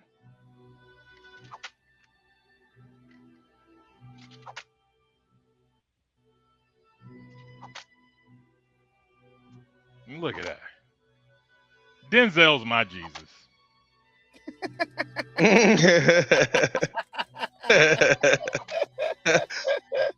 Yeah, no, you know what? Denzel's more compelling Jesus. Wait until you get it. Wait till you get it. There you go. One single tear, my nigga. See, that's some David Goggins shit right there. He's not saving souls. He's stealing them right there. Yep. He stole that white man's soul right there. Now, they showed all that shit you were talking about. Savagery, human condition, all that other bullshit you're saying. In that one scene, without really showing you the fucking violence. That's artistic movie making. Right. I got a tear in my eye right now. I agree. Telling you I about agree with you completely. Shit. I agree with you completely. But there's a difference between having an art piece like that and raw storytelling. Look, So they're both hitting the same thing. They're both hitting the same thing. They're both displaying the same thing. Both grotesque and divine sides of the human condition. No. They are. They're both trying to say the same thing, but one's doing it better than the other. They are. That's my point. I just want to say that, while I do get the feels watching Denzel getting his back whipped and the single tear coming down, watching the absolute brutality of seeing Jim Caviezel getting whipped, crying out like a bitch, right? Having to act like that foam cross actually weighed a ton, and carrying that shit uphill to where he's gonna get crucified, then get nailed on the cross, flip the fuck over while they fucking, put the nails in nice and good, and then flipping his ass back over and then putting him up, staking him up so that the vultures can eat him alive. That plays more to my cat tendencies. Mad Max being crucified in one of the Mad Max movies was better than the shit. Yeah, but you understand, right, that a crucifixion was an actual execution, right? Yes. And when Denzel's getting their punishment. No, I'm just saying, just in general, just like, what? Okay, I'll give you this. So, acting is pretending, correct? And when they do it right, you feel that it's real. And so to quote Ted Danson, acting is the art of pretending to pretend that you are not pretending. Yes. And Passion of Christ, I could just feel them pretending. Like all the acting just felt bad. Like all the shit, like if Jim Caviezel could give me more, then I might have felt it. Right? What do you mean by more? It just didn't. It was just like. I need to know specifics. Yeah, I need to know what more. Yeah, is there like which particular scene did Jim Caviezel lose you? Because there's a scene where an actor will lose you because your suspension of disbelief could no longer achieve suspension. I was lost from the start. Yeah, when he started speaking in a language that wasn't English, I'm assuming. It had nothing to do with the language. He was about to say yes. No, it had nothing to do with the language. It's because he had to read. It's because he had to read. Look, I've watched. It's like, hey Jones, just say it. My dyslexia refuses for me to appreciate this movie. I would rather watch Crouching Tiger, Hidden Dragon in Chinese than ever watch this bullshit ever again. At least I could put on the English dub. Oh look, I went to the theater. To watch Raid and Crouching Tiger, Hidden Dragon in their original languages, and left loving those fucking movies, even though I didn't know half the shit that they were saying because I couldn't keep up with the fucking subtitles. Okay, this shit, I read the subtitles. I'm watching the acting. I'm looking intently, and it was whack from the get-go. But when he started getting beat, I'm like, okay, this is where we gonna step it up a notch. And it just felt like he was doing weak pretending the whole time. Like I got it. I could see the pretending in it so much. I figured it out. Y'all should hit him for real. I figured it out. Method acting or something. I don't know. I figured it out. It's because Jim Caviezel isn't black. Bet you if he was black, he would care more. It should have got a Middle Eastern motherfucker to play. I know. Well, it's because Jesus was white. They should have. There's way too many Europeans in this movie. You know what? Okay. I want to apologize to Hey Jones. I defended this movie. And then way too much. On top of that, and the LGBT fucking anti-propaganda. Huh? They want to blame all this shit on the Jews. Number one. Well, the Jews did kill him. And that's propaganda. No. No. The Jews convicted him. The Romans killed him. See? Because he was breaking the We're talking fucking about law. semantics. He was breaking the law. No. It's just Obama did not kill bin Laden. SEAL Team 6 did. Oh, I get it. So, Okay. Hold on, wait. SEAL Team 6 killed bin Laden. That's right. And with them killing bin Laden, Obama got reelected. I got it. Okay. I think he was already reelected because bin Was he? Laden was killed in 2013. No. Was he? I don't remember. I believe so. I thought it happened before. Nah, it was after. Well, never mind then. But like I was saying, I'm watching the whipping scene right now. Oh, wait, sorry, that's Pornhub. Never mind. Wrong whipping scene, bro. Wrong whipping scene. I think I punched up the wrong. I think I punched up the wrong Passion of the Christ. Yes, that's the wrong one, bro. Pushing of the Christ. That's gay. That's gay. I did not get the gay version. All right, this is the one where Jesus actually gets Mary Magdalene. Thank you very much. Yeah, it was. I don't know. I didn't like the costuming. Didn't feel good. The environment didn't seem good. What's wrong with the costuming? It looked weak. Why? Because they were dressed in rags. The Jewish priest guys with the headdresses and stuff like that. That's how they dressed. This movie felt like it needed a bigger budget, and it had a big budget. Wait a minute. What problem do you have with the Jewish headgear? I mean, that's no. I'm saying the guys in the Jewish headgear, like their whole thing, top to bottom, like all the shit felt weak to me. Like the Roman soldiers' outfits, everything just welcome to the Bronze Age. Not up to the standard you would expect for this movie. This movie felt like what's the channel that Kirk Cameron makes all his little movies on? Hallmark? Nah, it's like a Christian channel or some shit like that. This movie felt like it was made for that. Or you could say the Hallmark channel even. This shit felt like a Hallmark movie with too much blood in it. I guess I like Hallmark movies. Yeah, so I don't know. I'm watching this whipping scene right now. It is 4 minutes long, and I have no idea what you're talking about. Like, it is just not. I mean, it's because Jesus isn't black, bro. The idea of it is brutal. Yes. The idea of it.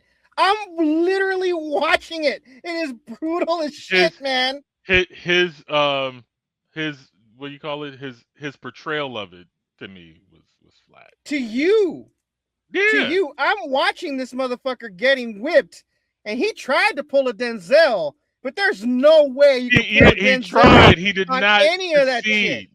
He tried, but he did not succeed. You can't succeed with a whipping like that, dude. Most people don't survive a whipping like that. I'm telling you, Chuck Norris black, getting whooped and what do you call, what's the movie he did back in the day where Chuck Norris is the wrong person to bring into this conversation because Chuck Norris don't do push-ups. He pushed the world down. I'm just saying. What was his Mission in Action? Him getting beaten, flogged, and Mission in Action is more compelling than this shit that I saw here. I could just go on and on to other movies that have better torture scenes.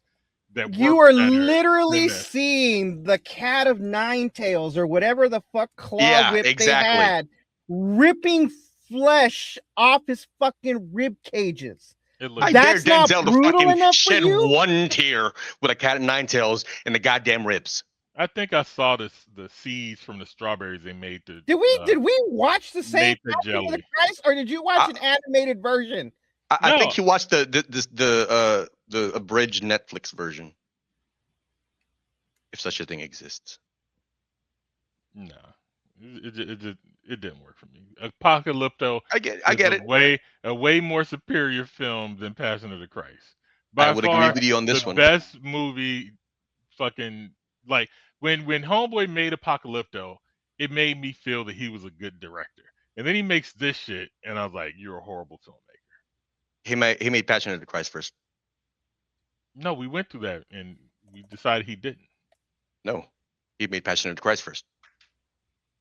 Your dyslexia is showing. You might want to tuck that back in. Apocalypto.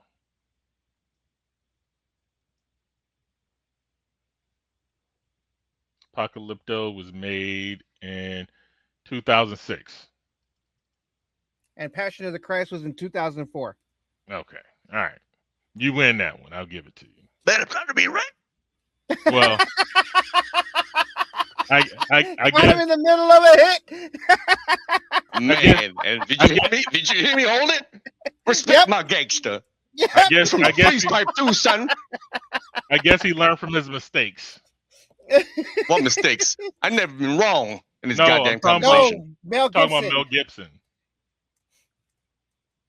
So Yeah. I think he learned from his mistakes. You're right. Because Oh man.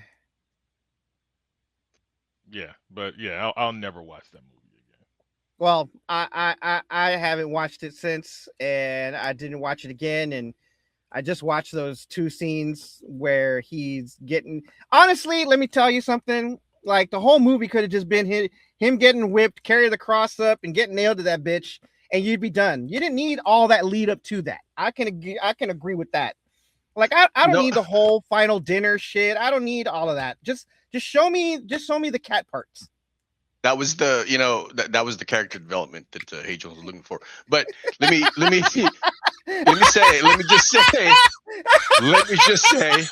that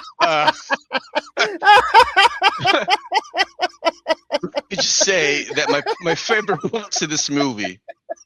My favorite parts of this movie were Satan. I think whoever they picked to play Satan did a really good job. Right. Yeah, what's up with the little monster dudes who kept popping out chasing fucking Judas, I guess. Judas. That was his torment. That was part of his torment. Those things look weak as fuck too. That's like, what am I a vampire movie all of a sudden? And then what was up with the bald head bitch in the black dress? Who the fuck was that? There was like Black some dress? demon bitch at the end of the movie, like dancing in a circle or some shit. They kept flashing through her back and forth. It was like a bald white woman. I was like, are we watching Dune all of a sudden? White woman? It was some white woman with a bald head who had a demonish face toward the end of the movie that it cut to. I'm like, who the fuck was that supposed to be? It's supposed to be Lucifer. It's supposed to be. It was a woman. Are you sure? Yeah. It was either a chick or a bitch ass looking dude. Well, the thing is, the thing about. Hold up, I'm pulling up Netflix so that I can Lucifer see what in he's this talking about. But continue, talk amongst yourselves. Lucifer is supposed to be. Well, he was the most beautiful angel, right? So, so he might have been corrupted. He might have been corrupted, but he's supposed to have that androgynous beauty. The same reason why. Sounds like an attack on trans people to me. Sounds like. I mean, it is Mel Gibson. But it's the same reason why they. And that's Satan. Yeah, he's not dancing.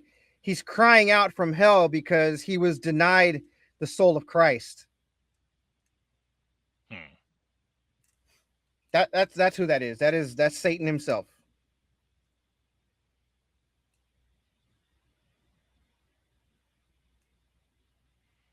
All right. I mean, I always bring the house down like that.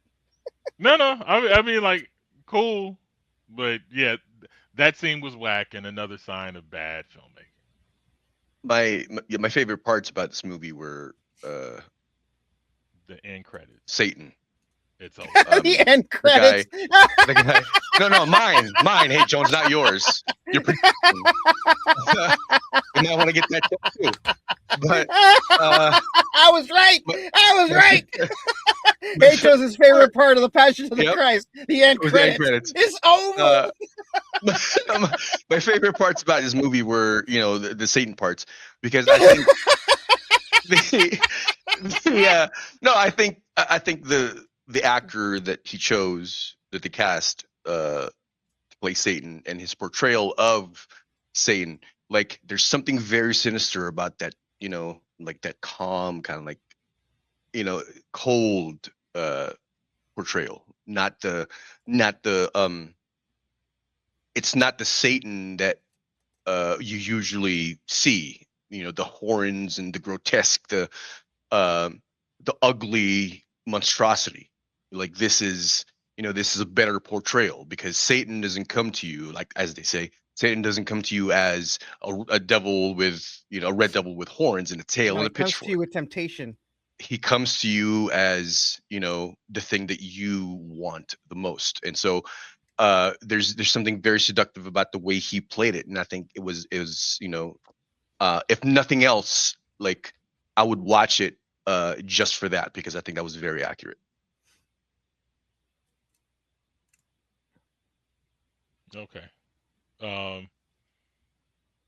How much more time we got? Got all the time in the world, son. I got a ball. I'm just kidding. What other topics were we about to discuss? We have Candace Owens versus Erica Deadman's wife. Oh, right. This is happening? Really? No, wait. What else? And then Hollywood backlash on Quentin Tarantino. So you want to stay in the cinematic box? Yeah, let's stay in the cinematic box. It seems to be the theme. It's easier for me to make whatchamacallit,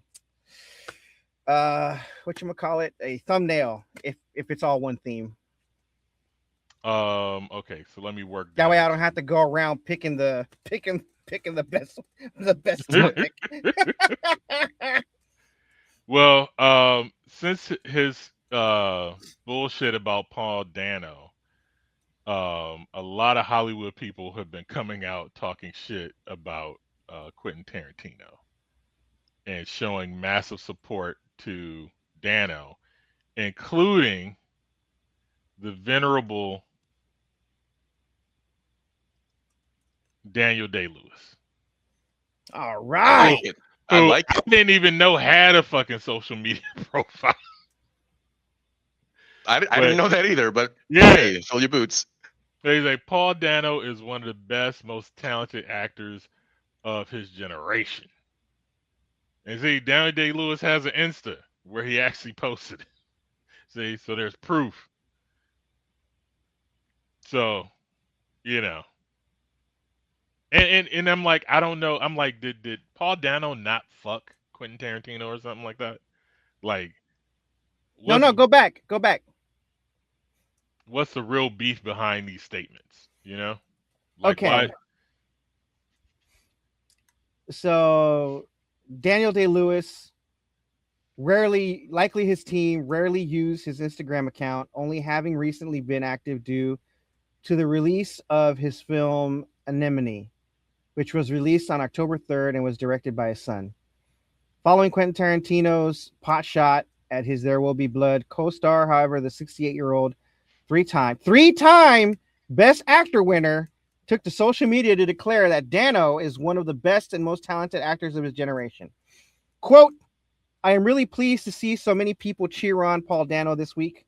Not only is he a terrific actor, but he's an astonishing director who exudes control and tremendous empathy.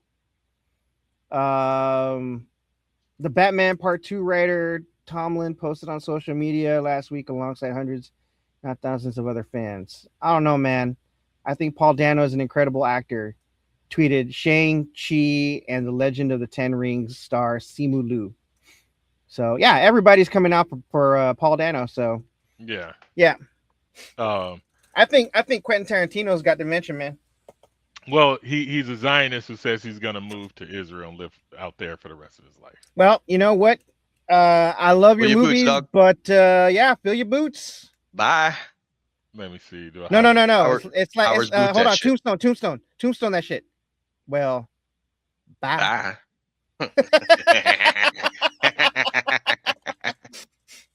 Right. Hey Billy, you smell that?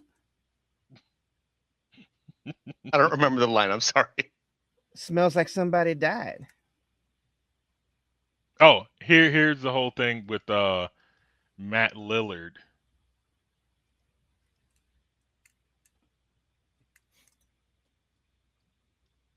Tarantino this week said he didn't like me as an actor. Whatever. Who gives a shit? Listen. The point is that it hurts your feelings. It fucking sucks. And he wouldn't say that to Tom Cruise. He wouldn't say that to somebody who's a top line actor in Hollywood. I'm very popular in this room. I am not very popular in Hollywood. Two totally different microcosms, right? And so, it's humbling and it hurts. So, thank you. Quentin Tarantino this week. Like a comedian. Look, he's got a comedian's ethos. He's like, I'm not for everybody. You don't like my comedy. You don't like my comedy. That's fine. That's cool. I'm not doing comedy for you. I'm doing it for the people who love my comedy. Just like this podcast. Our podcast is not for everybody. All right? We're not 12 here for you. Motherfuckers. Yeah, we're here for those guys. We're here for those 12 fools, man. We're here for you. That's who we're here for. You know what? It's all right. Dick's still big.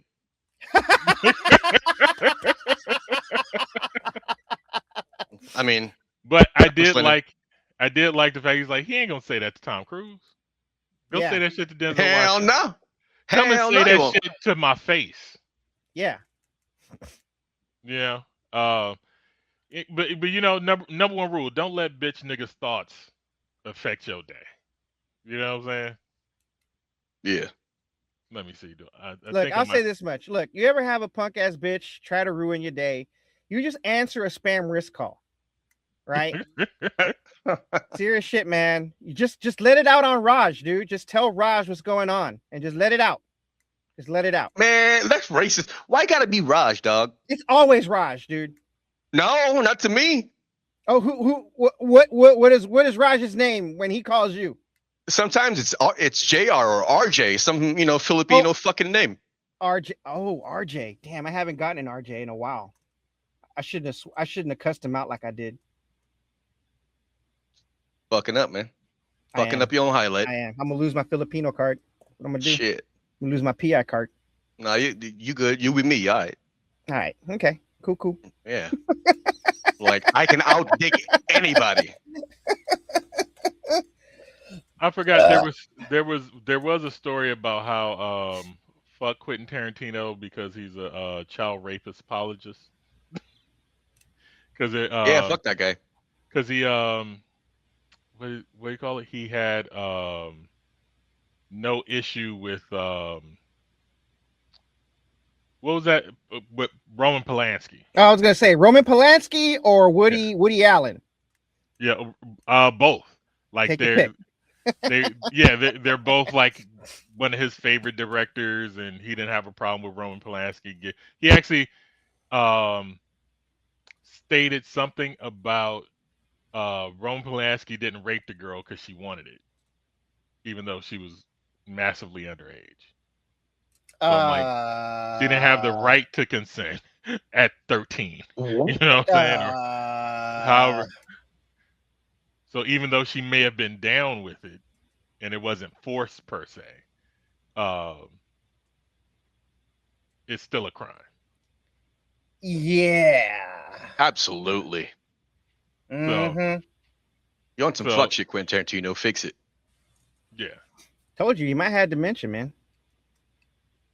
He does. Shit. He does have a thing for feet and made Uma Thurman uncomfortable. Oh, word? I never heard this story. Fill me in. He's definitely got a foot fetish. Yeah, it was recently a thing. Let's see, Uma Thurman. Oops. Yeah. I always say it takes all sorts. I just don't understand the whole feet thing. Me Like, neither. if it's for you, it's for you. But hey, whatever. Fill your boots. Well, As long as they ain't I, hurting under- nobody. I understand getting your feet touched feels good, right? Mm-hmm. Like I've had a foot massage, feels great. Mm-hmm. I get nothing from touching someone's feet. You Or know what I'm looking saying? at it. Yeah, or looking at them like it's like they're not titties. Yeah, exactly. Like I like looking at titties. I like touching titties, Mm-hmm. despite how the other person might feel about their About titties said being titties. touched. Yes. Yeah. Yeah. Where like if I'm touching your feet, this is 100% for you. This is not Okay, so it had nothing to do with feet. Although Oh. he does have a fucking foot fetish that we should have Mm-hmm. we should have saw it from Pulp Fiction. Mm-hmm. All right, You so should have saw it from the size of his chin. Uma Thurman was uncomfortable with Quentin Tarantino primarily due to a dangerous on-set car crash during Kill Bill, where she felt pressured by him to drive an unsafe vehicle, resulting in injuries to her neck and knees, plus claims of other manipulative behavior like spitting, choking during filming, leading to public revelations in 2018 that exposed a breakdown in trust, though they later reconciled, as Tarantino called it the biggest regret, and Thurman acknowledged forgiving him and working with him again, according to articles from ABC News and the New York Times. She's only cool because she never has to work with him again. Yeah, she doesn't have to. Yeah, she's like, I made the movie, I'm done. We can squash it because I'll never really speak to you ever again.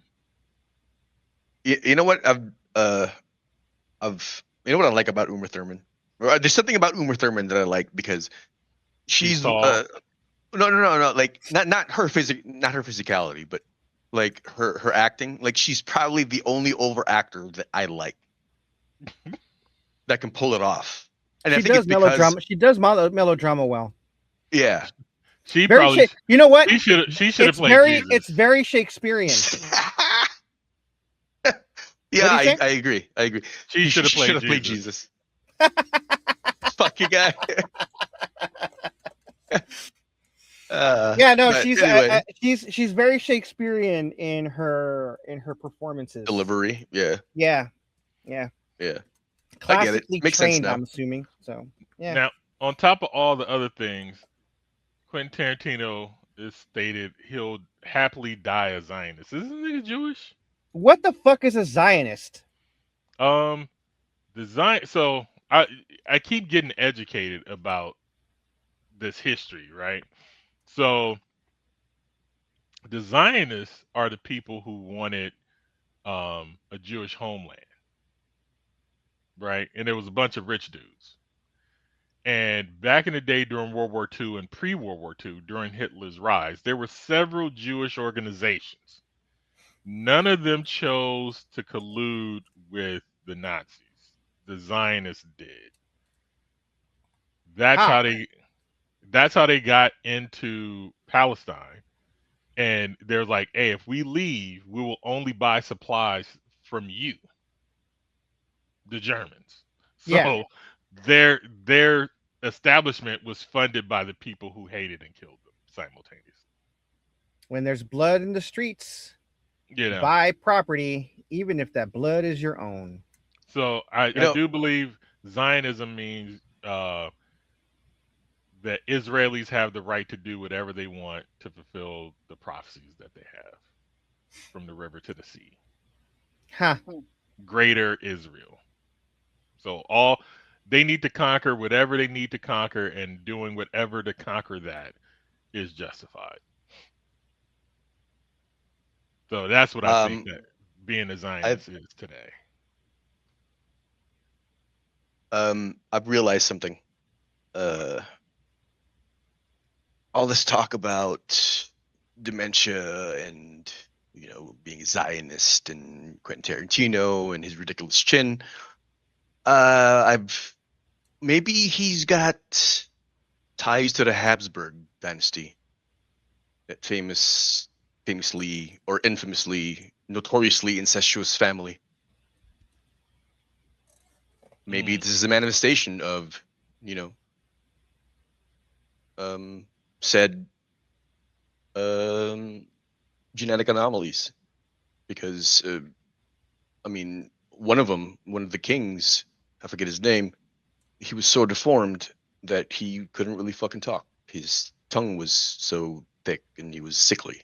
So maybe he's related to them, and his dementia is, a thing because of that. Well. All right. Well, let's move on to the Deadpool then. All righty. Yes, I killed the vibe by now. No. It was Quentin Tarantino saying he would gladly die a Zionist. And I'm like, let's check the Deadpool, shall we? All right, cool. Well, big conspiracy. They're killing off the creators of The Simpsons show. Uh-oh. So they don't release any more Trump secrets. I like it. I'll allow it. She was almost 100 fucking years old. What are you talking about? They're killing them off. You mean age? Okay. Wait, what? Beatrice Picard has died on this month. She was the voice of Marge Simpson. Who they killed off in the show? They killed Marge in the show? Yeah. Homer's a single parent now? Yeah, just like Flanders. See, sounds more like a... Don't you see Marge in heaven right there? They killed her off. Okay, then explain this. Dan McGrath, the writer behind Gravity Falls and The Simpsons, has passed away at 61 years old. Cancer.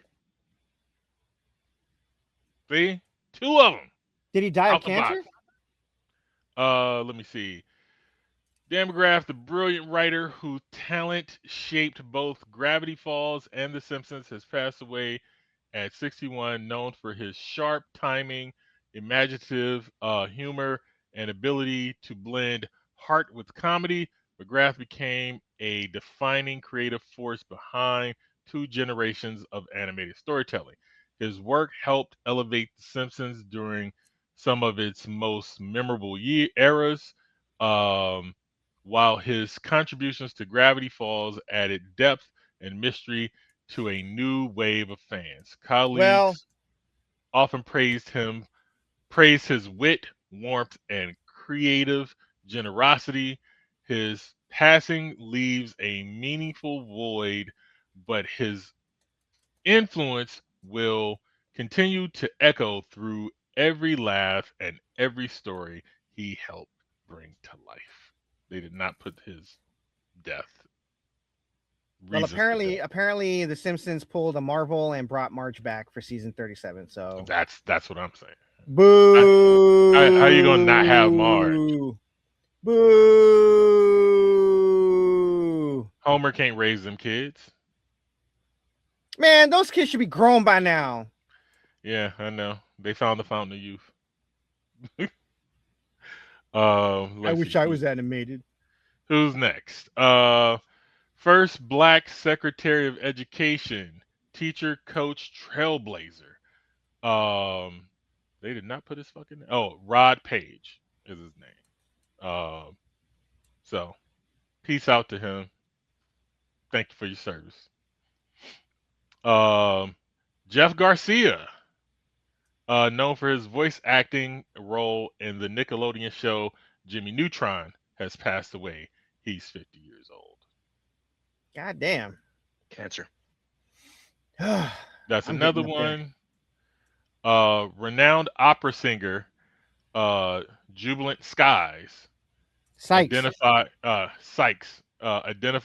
as man killed in Santa Monica, son in custody. So son might have killed him. Murdered. Yeah. Joanne Lynn Bryce. We didn't do this last week, did we? Nah, nope. Joe and Alan Bryce, member of the Clinton 12, who broke the color barrier in East Tennessee, has passed away at 84. Peace out. Raphael Itier. Thank you. A legend of salsa music has died at 99. Peace out to him. Fucking cancer, man. Did we do no, we didn't. No, we did Rest not. in peace to Fly Ty. Tyrone Fly Ty Williams helped shape hip hop golden age through his iconic record label. So he was a Cold producer. Chillin'. No, he was a record executive.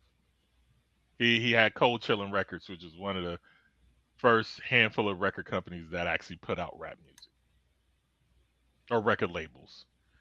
We already did him. We did. Okay, so that's the end of the. That's it. All right. Well, shout out to the man Rudy Reyes. A big shout out to Tom Cruise for not kissing the ring or kneeling to the powers that be. Shout out to our national treasure, Tom Cruise. That's real G shit. He's like, I'm not only rich, I have an army of dumbasses. Yeah. Like whose cult is bigger, the MAGA cult or the Scientology cult? Scientology easily. Scientology. Yeah. Yeah. Yeah. Shout out to our national treasure, Nina Hartley, Keanu Reeves, Peter Lemon. Oh, our other national treasure, Johnny Kim. Let's see, and all the other people we have beatified on this podcast. Anyone else? No. Nope. All right. Well, gear up. Well, until next time, homies. Peace. Ain't gonna bitches. Push that motherfucking button. Hey, fellow pirates, come and listen what I say. The captain is a tyrant and I no longer obey. I'm sick of taking orders from the madman in command. So let's drop him on an island and leave him in the sand, 'cause it's a mutiny.